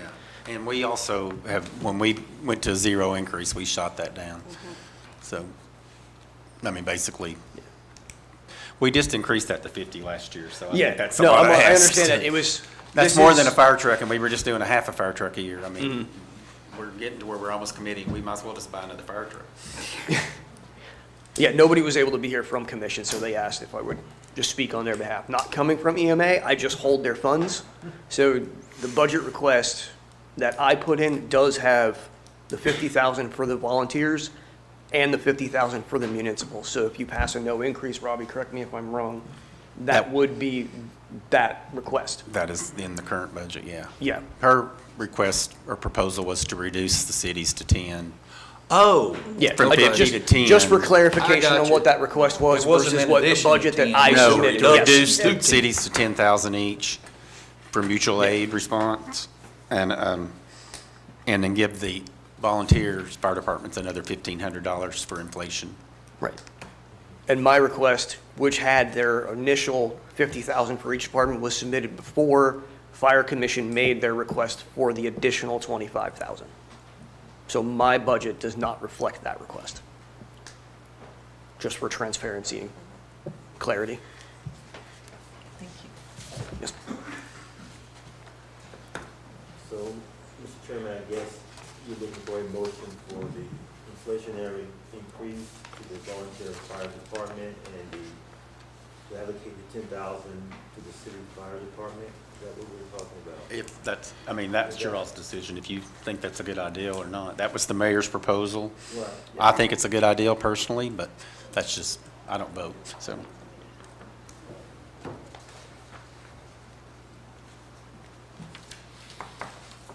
So is that a motion, Commissioner? Yeah, I Okay. make that motion. Commissioner Allen moves to approve The inflationary increase to the volunteer fire department and rescue squad of $1,500 each. Uh-huh. And then allocate $10,000 to the city fire department for mutual aid response. That's on page 33 Yep. and 32. Yep.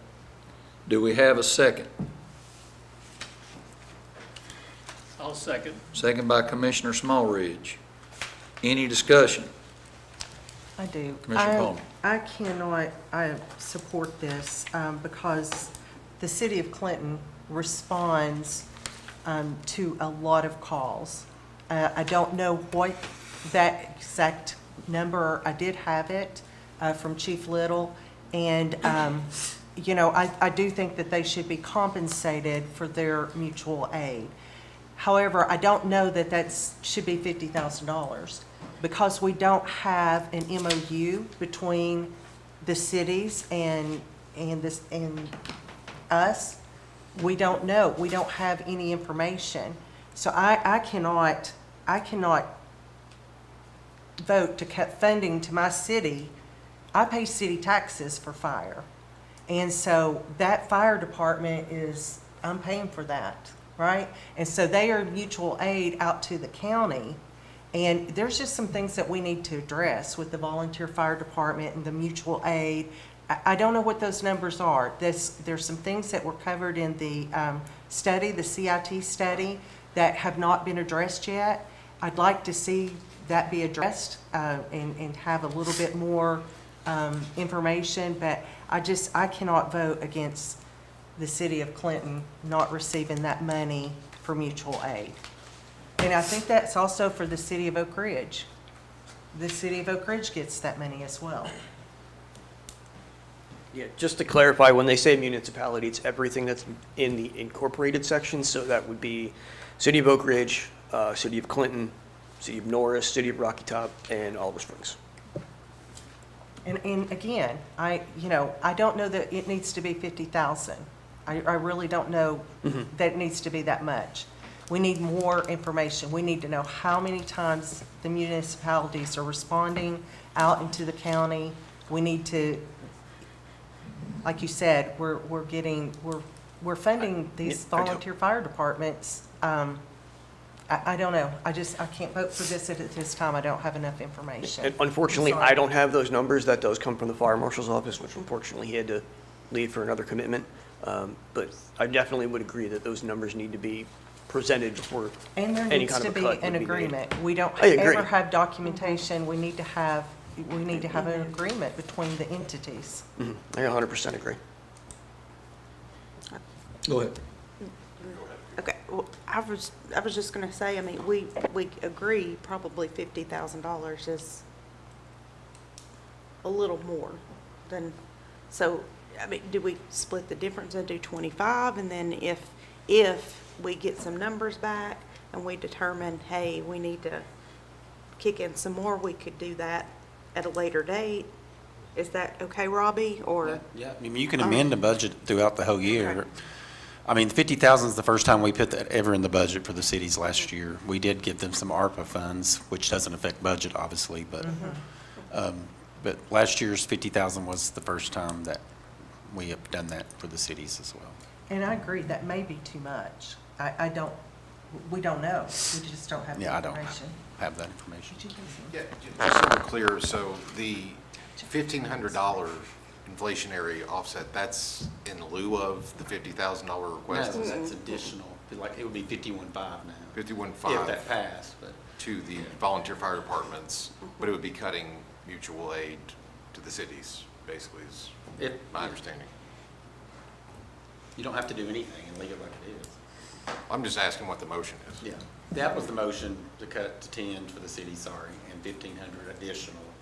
In funding the full 50 for the volunteer fire department? Yes. For the cities, it would go from 50 to 10. For the volunteers, it would go to 51.5. Okay.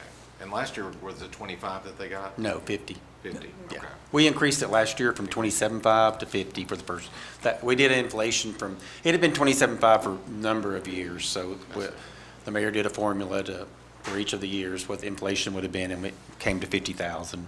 So And one more question. Didn't the chief of, I believe it was Marlowe, make a point that the mutual aid is really, really important to, I believe he said that somewhere, that it's really, really important to the whole operation of the VFDs as far as the city's responding?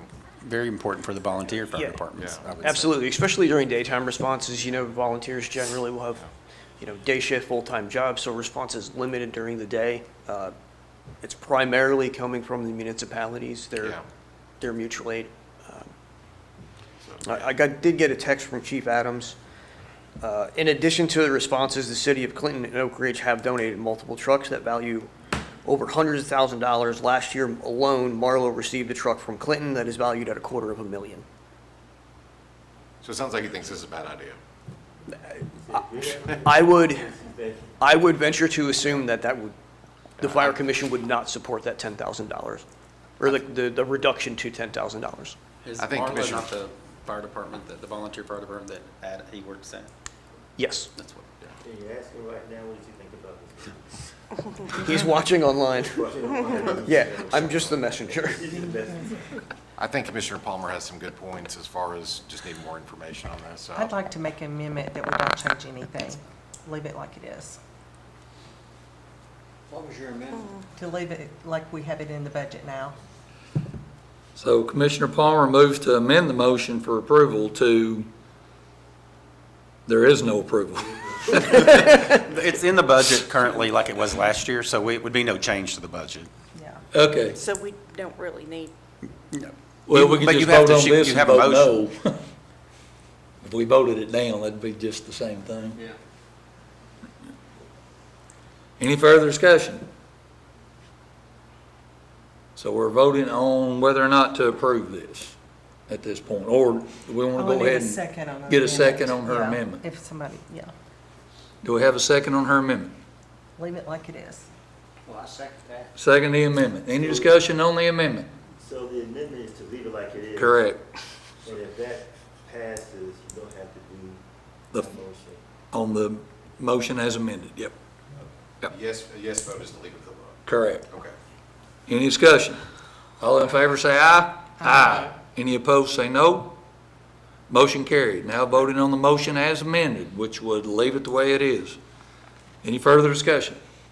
Hearing none, all in favor say aye. Aye. Any opposed say no. Motion carried. If I may, while I'm here, take an additional 30 seconds. The proverbial bleeding that has hit the sheriff's office and EMS has now hit EMA. We've lost our third full-time employee. So we currently are budgeted for 3. One of those is a cost share between us and the sheriff's office. I got notification late last week that he's leaving us for a private sector job, which leaves us down to 2 full-time employees. I don't have a proposal to replace him at the moment because of the cost share, something that the sheriff's office and myself need to discuss, but at some point in the near future, I would not be surprised if you didn't see something coming from us for an appropriation for that position. Thanks, sir. Yes, sir. Y'all want to take a break or keep going? Keep going. All right. Oh, like he said. So now, Shane, if Commissioner Bow, if Chairman Bow, sorry, 3 tries, any of the 3, if we approve, since 115 we've adjusted and make a motion to approve those budgets, 115, 16, 22, 127, 128, 131, the 3 debt service funds, 151, 152, 156, 171, 177, and 263. To approve those budgets as is.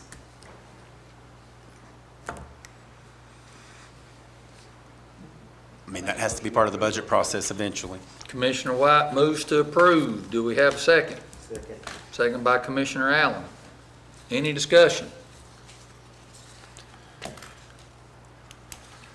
I'm trying to think if this is one I need to abstain on. You don't. Okay. It's not the general fund at all.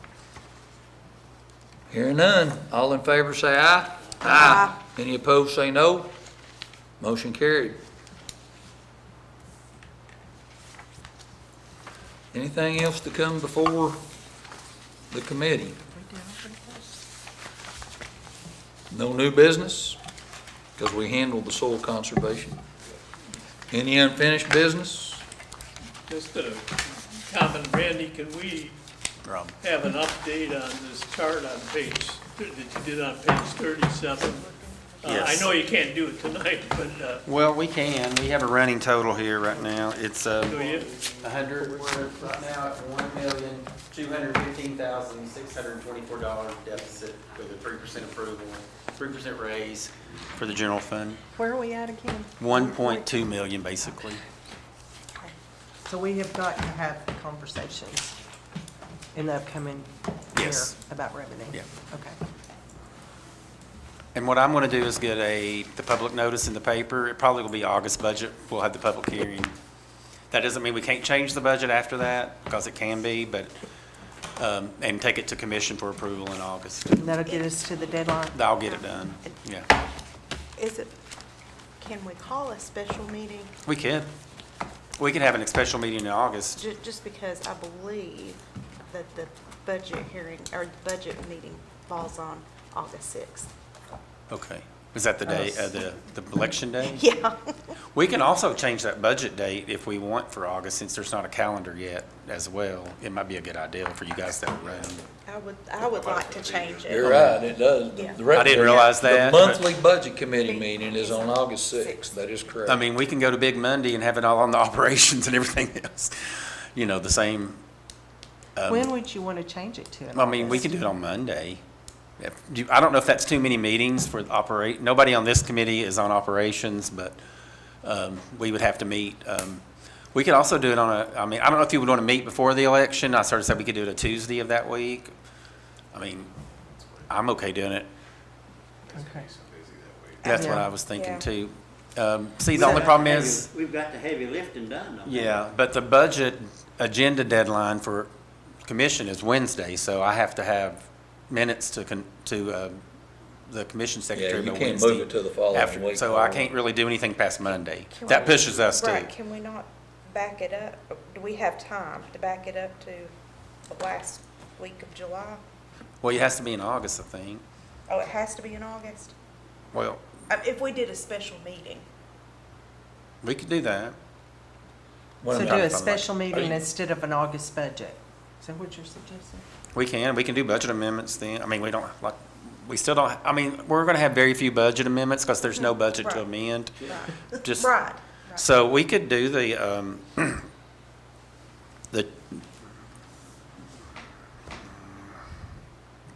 how about the Wednesday, the 29th? What would we hope to accomplish with a special meeting? We could have the public hearing.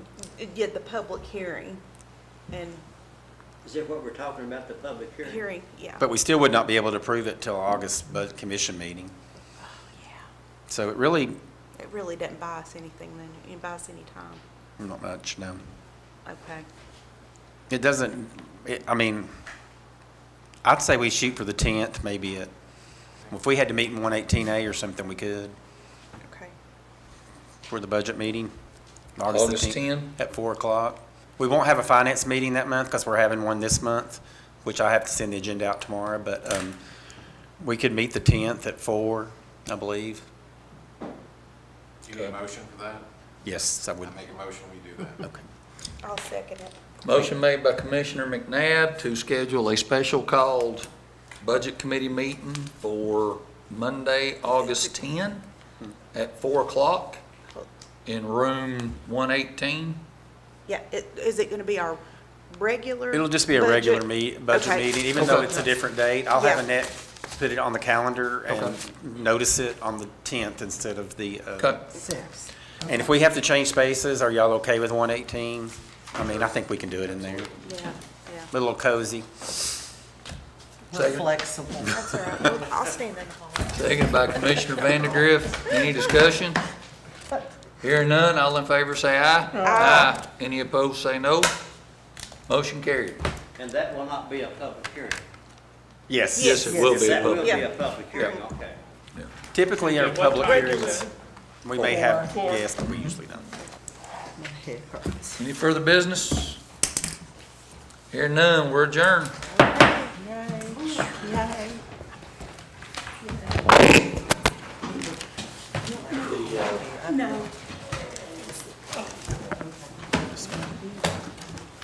Yes, sir. Your signs look good. You ain't gonna have a problem now.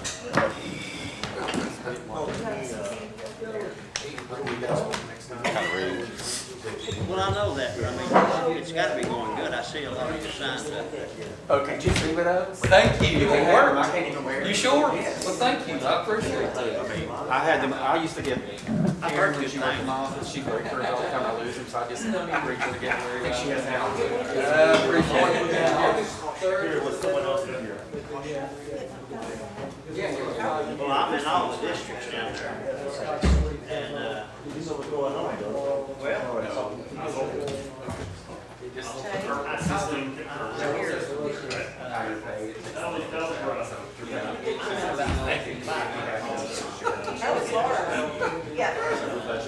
Hey, it went better than it did last.